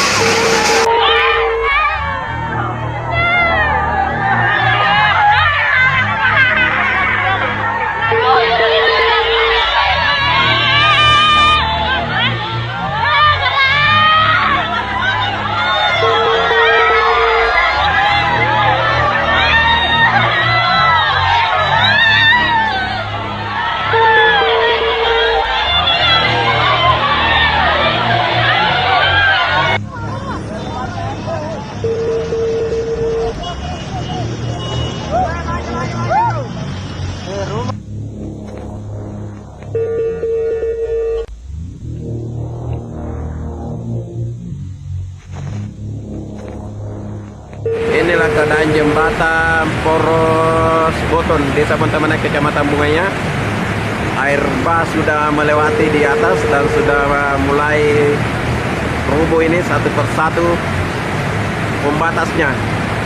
Ini baru kali ini terjadi di sepanjang 30 tahun terakhir. Jembatan di Desa Bontomanai, Kecamatan Bungaya. Mudah-mudahan ini jembatan masih roboh lagi. Itu sudah roboh lagi pembatasnya. Sudah roboh lagi. Allahu Akbar. Allahu Akbar, Allahu Akbar. Ini sudah roboh lagi jembatan. 30 tahun baru kali baru.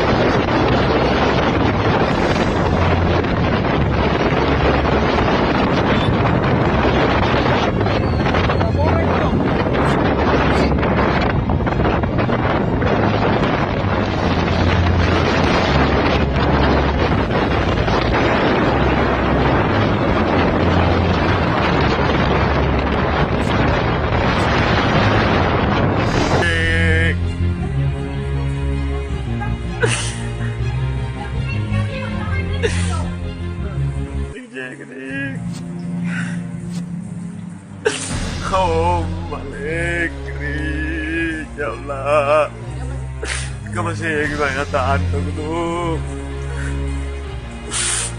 balik, ma,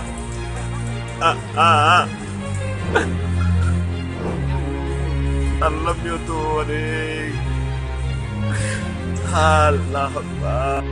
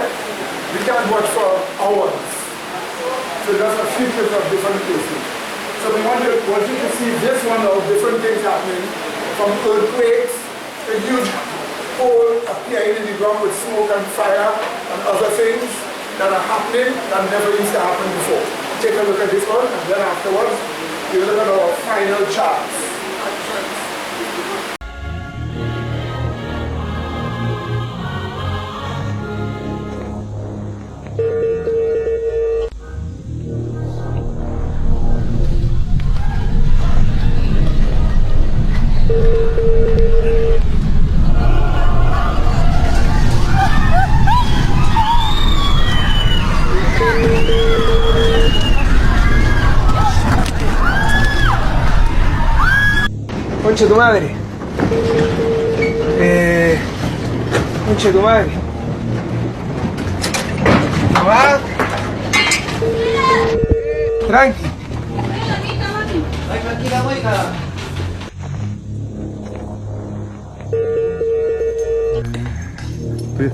Tengo a todos afuera hasta que se levante la alerta, no puede ingresar nadie por un tema de seguridad. Estoy dándome la última vuelta.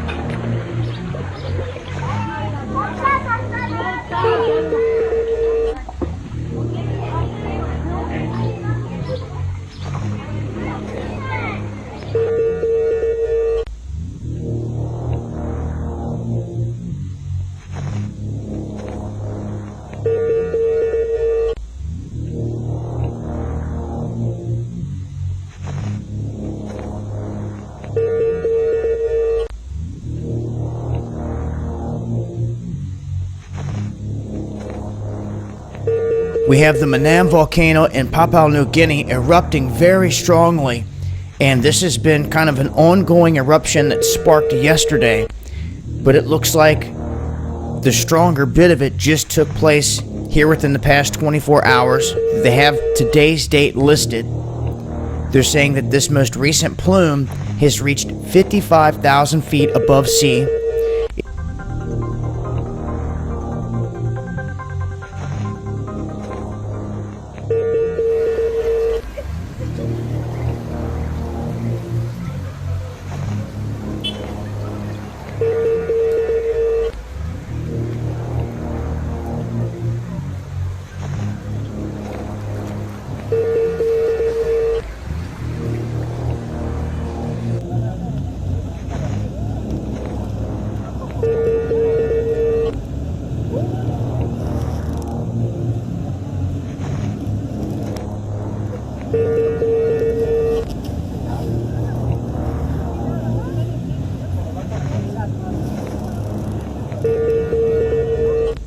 Billion-dollar weather disaster of the year is already in the books. 3 weeks of relentless rain caused severe flooding in Argentina. Nearly 6 million acres of soybeans were destroyed.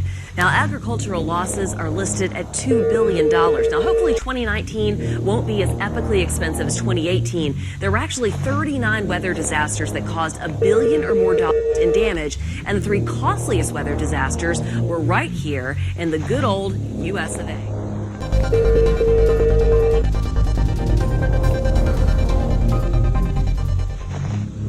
The route home down Adams Dairy Parkway is scenic, filled with artwork, evergreen trees, and wildlife. So you see there often. But Dwan Lightfoot was one of many drivers who noticed something unusual yesterday. I was riding down the street and it was kind of odd. Something related to the dozens of starlings his neighbors have spotted this winter. Quite a bit of birds around in the neighborhood. But the flock Lightfoot saw wasn't in the air or in a nest. At the intersection by his house, the birds were all dead. By my count, there's 15 birds scattered from this curb to this median. I've never seen nothing like that before. Lightfoot wasn't the only one. The display caught the eye of dozens on social media wondering what could have killed so many at once. I don't know why they're turning up dead like that or anything. Municipal offices are closed for the holiday. There was a powerful eruption from the Manam volcano in Papua New Guinea, ejecting an ash and gas plume nearly 17 kilometers above sea level, accompanied by heavy lava flows descending the slopes, destroying telecommunication towers and multiple water sources. The activity at the Fuego volcano in Guatemala has been increasing over the past few days. Last week, the observatory reported Strombolian-type explosions, ejecting ash plumes up to 12 kilometers. Officials believe that this indicates another large-scale eruption is likely to occur in the near future. Quebrada Las Cañas, Chile, another 36-meter wide and 55-meter deep sinkhole opened, following the magnitude 7.0 earthquake that occurred last weekend. The giant crater swallowed a house and 9 farm animals. On the 25th, strong storms caused torrential flooding in Campinas, Sao Paulo, Brazil, dragging vehicles through torrents of water. In 2018, earthquakes and tsunamis resulted in more deaths than the previous 18 years combined. The majority of fatalities occurred in Indonesia and Papua New Guinea. In September of 2018, 3,400 people died as a result of a massive tsunami, as well as hundreds of earthquake-related fatalities that have occurred throughout the year.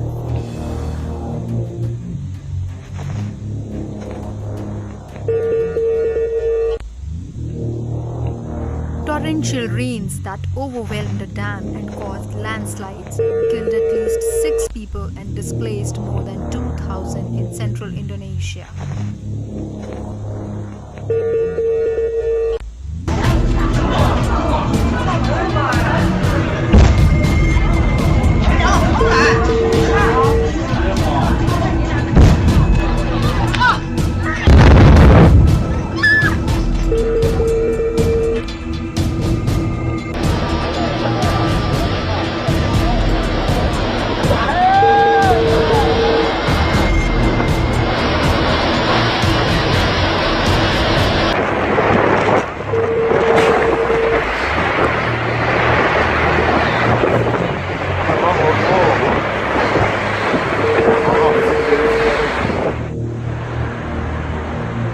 Vallahi gitti ortalık.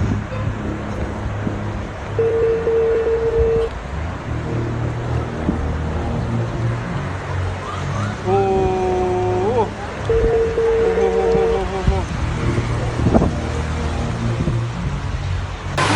Dio, c'è una signora dentro quelle 2 macchine, c'è una signora, tutte le moto si alzano.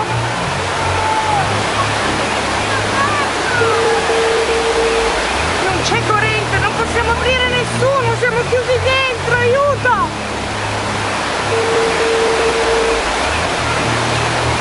Una signora dentro quelle macchine, è tutto inondato. La signora non riesce a entrare nel portone perché...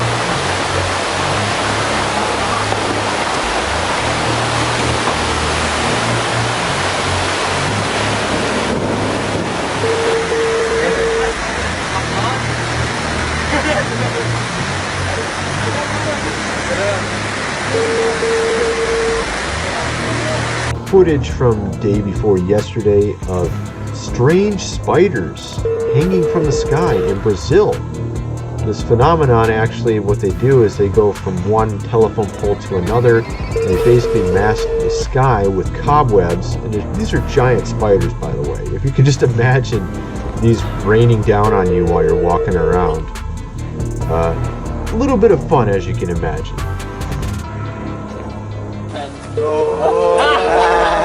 Power! Pescador, então. Quer ver, ó?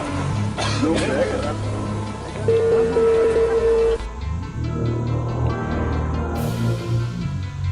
Well, you have seen it for yourself. Okay, Brother Samson's in the back there. Brother Samson, stand up and let the brother see your face. From years ago, from here, Brother Samson. Welcome. Okay. Alright. So what do we have here? All these things have been happening all over the world, and we have just shown you a small percent. A percentage to show you that we are literally seeing last day what? Signs. While we are seeing last day signs, the Bible clearly tells us that we need to live with a good conscience before God. Listen to me carefully. You need to live with a what? Good conscience before God. We must understand various points here. First of all, if you look at Acts 23 verse 1. Acts 23 verse 1.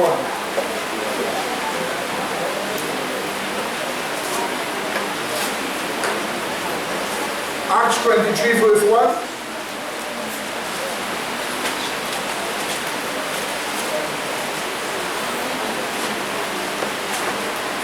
It says here, and Paul, earnestly beholding the council, said, Men and brethren, I have lived in all good conscience before God until this day. Now God wants us to live with a good conscience before Him. Things like these that are happening all over the world, nobody is to police you. The only one policing you is the Holy Spirit working on your conscience. What is your conscience? This is a proper definition of your conscience. Your conscience, the conscience is the reasoning of the mind whose consciousness is influenced morally by the Holy Spirit. Let me repeat again. A definition of your conscience. In your mind you can reason. So the reasoning of the mind gives you a consciousness. So the reasoning of the mind whose consciousness is influenced morally by the Holy Spirit. So the Holy Spirit must speak to your reasoning in your mind. You're conscious of morality. The Holy Spirit speaking to the reasoning of your mind makes you become conscious of morality. So you have the conscience is the reasoning of the mind whose consciousness is influenced morally by the Holy Spirit. Now there are a lot of scriptures we have here, but it is too late for this now. But scripture shows that even an unconverted man can have his conscience convicting him or reproving him. Even an unconverted man. We are to live with a good conscience before God. But let's just see our unconverted people having their conscience convict them. If we look at John chapter 8 and verse 9. Find it. John chapter 8 and verse 9. Find it. We read. And they which heard it, being convicted by their own what? Conscience, went out what? One by one, beginning from the eldest even until the last. And Jesus was left alone, and the woman standing in the midst. A short while ago, they just wanted to stone this woman, to teach Christ a lesson, to show something to Christ. And when he wrote their own iniquities generally, and each looked and they said, each saw, this is what I did, but nobody else knew, but Christ knows. So to escape being pointed out individually, each began to speak away. Their own conscience telling them, you are the one that are responsible. You did this. You did that. So a person's conscience could actually reprove them, even if they are unconverted. But we are speaking of people who are supposed to know the truth. The Bible tells you that we must not just obey for word's sake, but we must obey what? For conscience sake. We must obey for its sake, for conscience sake. So you are in a situation and you are being tempted. And as you are being tempted, you begin to feel guilty because some consciousness is in your mind that you're going to do wrong. You know you will face the wrath of God. Don't just obey for word's sake. Obey for what? For conscience sake. The fact that you're being pointed out by the Holy Spirit in your own reasoning. Obey for what? Conscience sake. That's what you're being told. And this is the reason why. We are also being told some people have a weak and stained conscience. That is because of their education. A weak and stained conscience. A conscience seared as with a hot iron. A weak conscience. Your conscience needs to be strengthened. But how can your conscience be strengthened? The Bible also tells you when your mind is defiled, so is it your conscience. So when your mind is defiled for wrong, and you just want wrong, you overthrow your conscience. You reject what your conscience is telling you. So you see, when your mind is defiled, you also defile your conscience. We are asking you here to have a sensitive conscience. To not allow your consciences to be overthrown. To have a sensible conscience. To have a conscience that is sensible to the truth. Yes, my dear.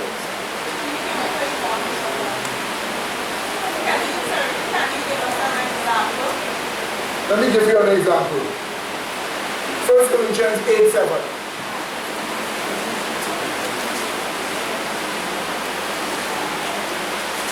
1 Corinthians 8:7.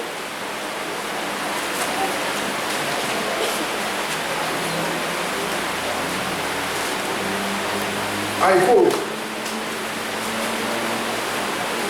verse 7. Howbeit, there is not in every man that knowledge, for some with conscience of the idol, unto this hour eat it as a thing offered unto an idol, and their conscience being weak is defiled. So here's an example.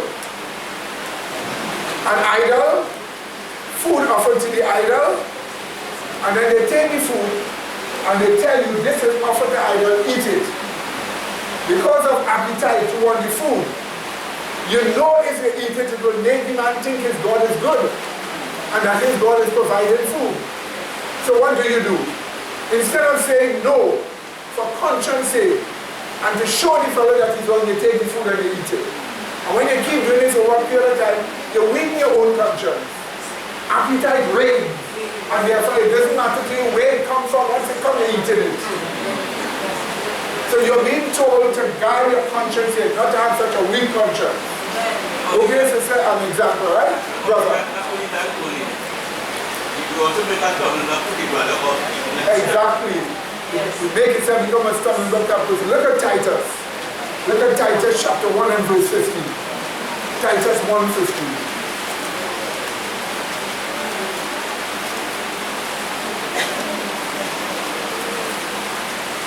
Titus 1:15. We read. Verse 15. Unto the pure, all things are what? Pure. But unto them that are defiled and unbelieving is nothing what? Pure. But even their mind and what? Conscience is what? Defiled. So therefore you have to preserve your mind and therefore your conscience from being what? Defiled. You preserve your mind by following truth. You see, you have a large church and each member lives individually by themselves, do the things they do during the week, face the things they face during the week. Who it is to watch and say no? The Holy Spirit speaking to your conscience, speaking to your reasoning. So when the Holy Spirit speaks to your reasoning, He's telling you no. But if you keep going against your conscience, you will chart a pathway of doing any wrong you want and still feel good. And this is the reason why, to keep sin free, let your conscience educated by your mind, and your mind educated by the Holy Spirit, guide you. What did He say? Let this happen to you, so that you will keep yourself from wrong. Nobody has to be talking to you Nobody has to be talking to you every time on a phone for you to know what is right and what is wrong, or telling you everywhere what is right and what is wrong. What about the Holy Spirit speaking to your conscience? Unless you just want an excuse to do wrong. And in your excuse to do wrong, you defile your consciousness first, or your mind, and then now it is easy for you to resist the Holy Spirit working on your conscience. After a while, your heart gets harder and harder. You get more trouble. You get into more problems. You live like a leftist. Nothing right. And so you find yourself in a lot of trouble. So you need to make sure, you must understand, when the mind is defiled, so also is the conscience. So you need to have your mind filled with the truth of the Holy Spirit. The Bible also tells us faith goes with a good conscience. If you have a good conscience, then the revealed truths of Christ is with it. Because the revealed truths of Christ is in your mind. Influencing your what? Conscience through the Holy Spirit. And this is the reason why educate yourself with the truth renewing. Amen, brethren? Amen. That you have faith going with a good conscience. And the Bible tells us that our conscience is purified by being given faith and the spiritual law. You see? God must purify your conscience from what? Dead works. To serve what? The living God. So if you purify your conscience from dead works, which is transgression of the law of God, He has to purify your conscience by giving it the law. Amen. But how does He give your conscience the law? He gives your conscience the law by giving your mind the law. Amen, brother? Amen. He said, I will write my law where? In your hearts. So once you put the law in your heart, the law influences your conscience, and your conscience, instead of trampling the law of God with dead works, dead in trespasses and sin, you now keep God's commandments. Amen. Amen, brethren? Amen. And this is the reason why, let me tell you something. Our conscience is purified by blood. That blood is the life of Christ. It is the life of Christ that influences your mind, therefore your conscience is understood. And this is the reason why you have to preserve your conscience. In the light of things that are happening all around you, you need to preserve what? Your conscience. You don't need a watchman. You don't need somebody going after you and see what you're wearing in public, what you're eating at home. Let your conscience speak to your own mind, because your mind has been educated with the truth. What do you say? That's what you need. And the Bible tells us, obviously, we must live before God with a good conscience. You see, take for instance, look right here. If I am in a meeting, and the meeting is to discuss something wrong, I have to speak the truth. I cannot use lies like the devil, or use lies like an unconverted person to achieve success. I have to speak the truth. Because my conscience is supposed to show me, don't lie. Everything is recorded in the Lamb's book. And you're lying before angels. So I have to speak the truth. Now, many things are not the matter for people to understand. Sometimes people shouldn't even ask any questions they ask. But the point about it is, just do not find yourself transgressing your conscience. What do you say, brother? That's all one can depend upon. Nobody's near to you, counseling you Tuesday. Nobody's near to you, counseling you Wednesday. Nobody's near to you, counseling you Friday. So when you're doing, know that God is watching. Know that angels are recording. Know the issue must always be, am I following my conscience speaking to me from the Holy Spirit? And this is what God expects you to do. So now that the end of this world is so very near, you need to make sure your consciences are guided by the Holy Spirit. You need to make sure that even though you face trial and testing and persecution, you need to know that the persecution will come. The trials will come. But are you going to transgress? And then have your conscience trouble you all the time until you quiet your conscience. And therefore have no guide during the days that you live. This is the reason why. Don't let simple things that you eat, don't let simple things that you wear, don't let simple things that you do transgress your conscience. Don't let appetite, love for recognition, love for display transgress your conscience. Stand loving the truth, wanting the truth, especially now knowing that the time is nearer than you expected. There was a time when we used to say Christ coming very soon, Christ coming very soon. Now we have more evidence than ever. And 2019 is the beginning of our year to spread this truth all over the world. We already have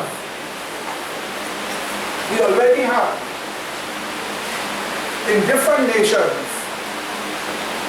certain platform laid to spread the truth in those nations. We already have the way being open for us to reach people in many different places.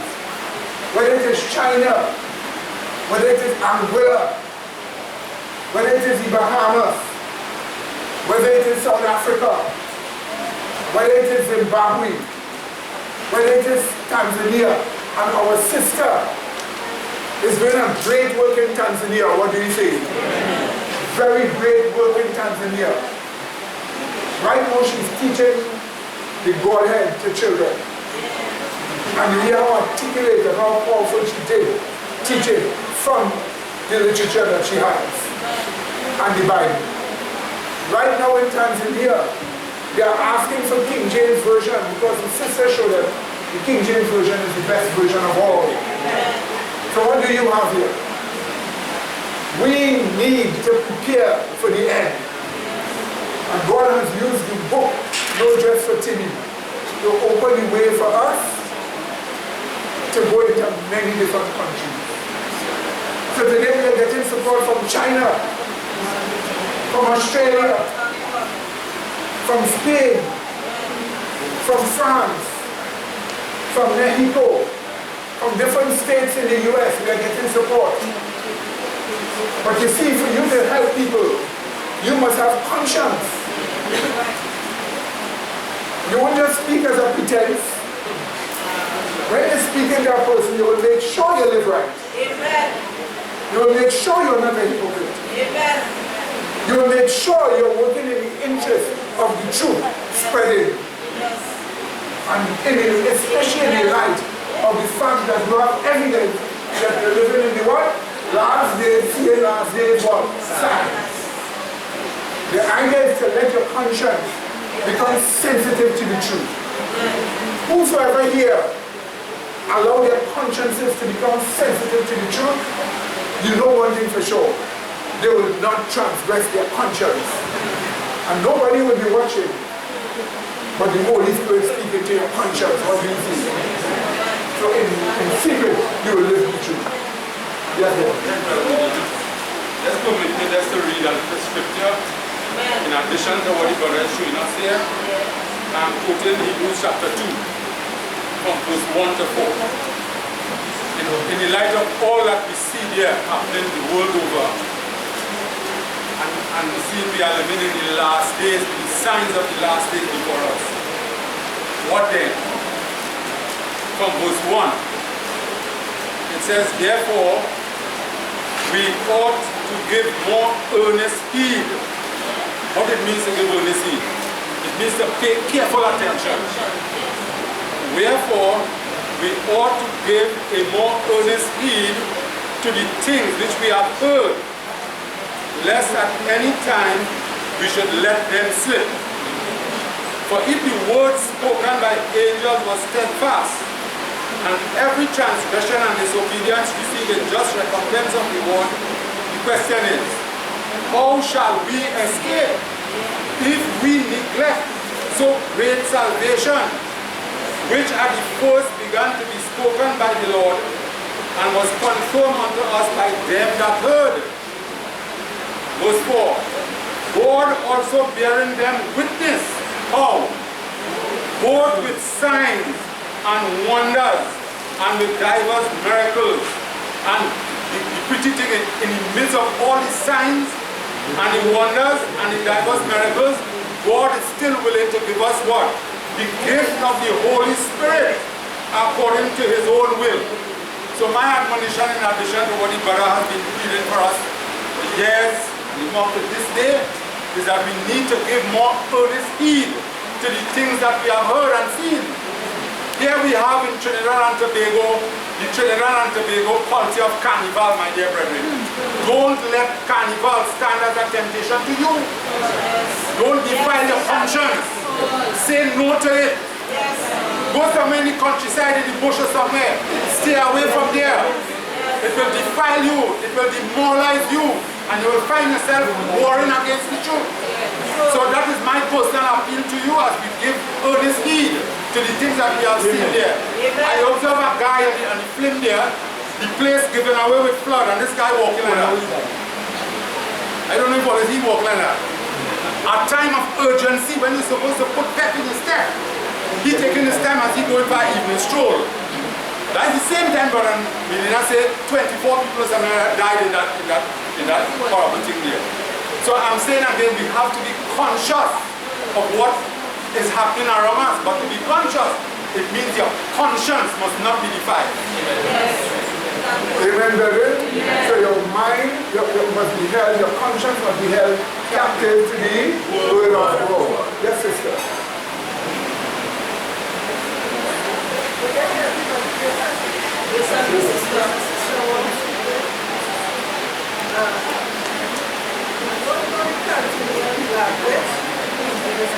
Pray about that.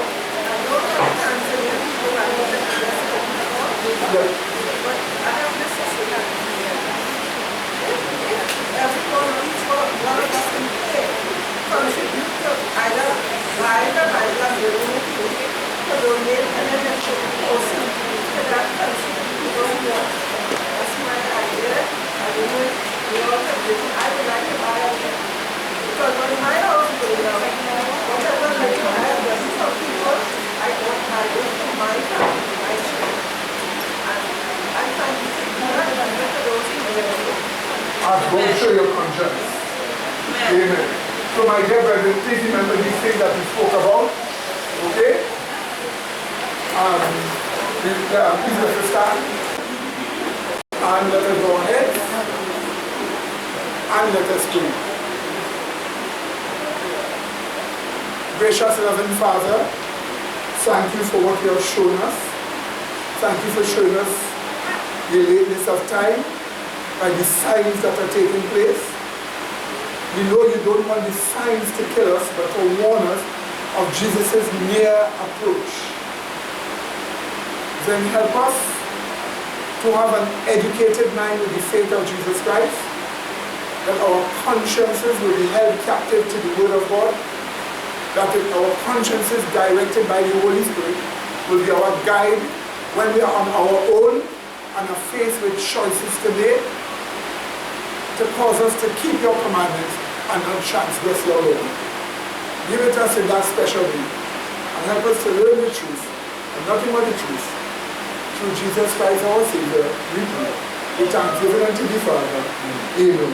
Amen.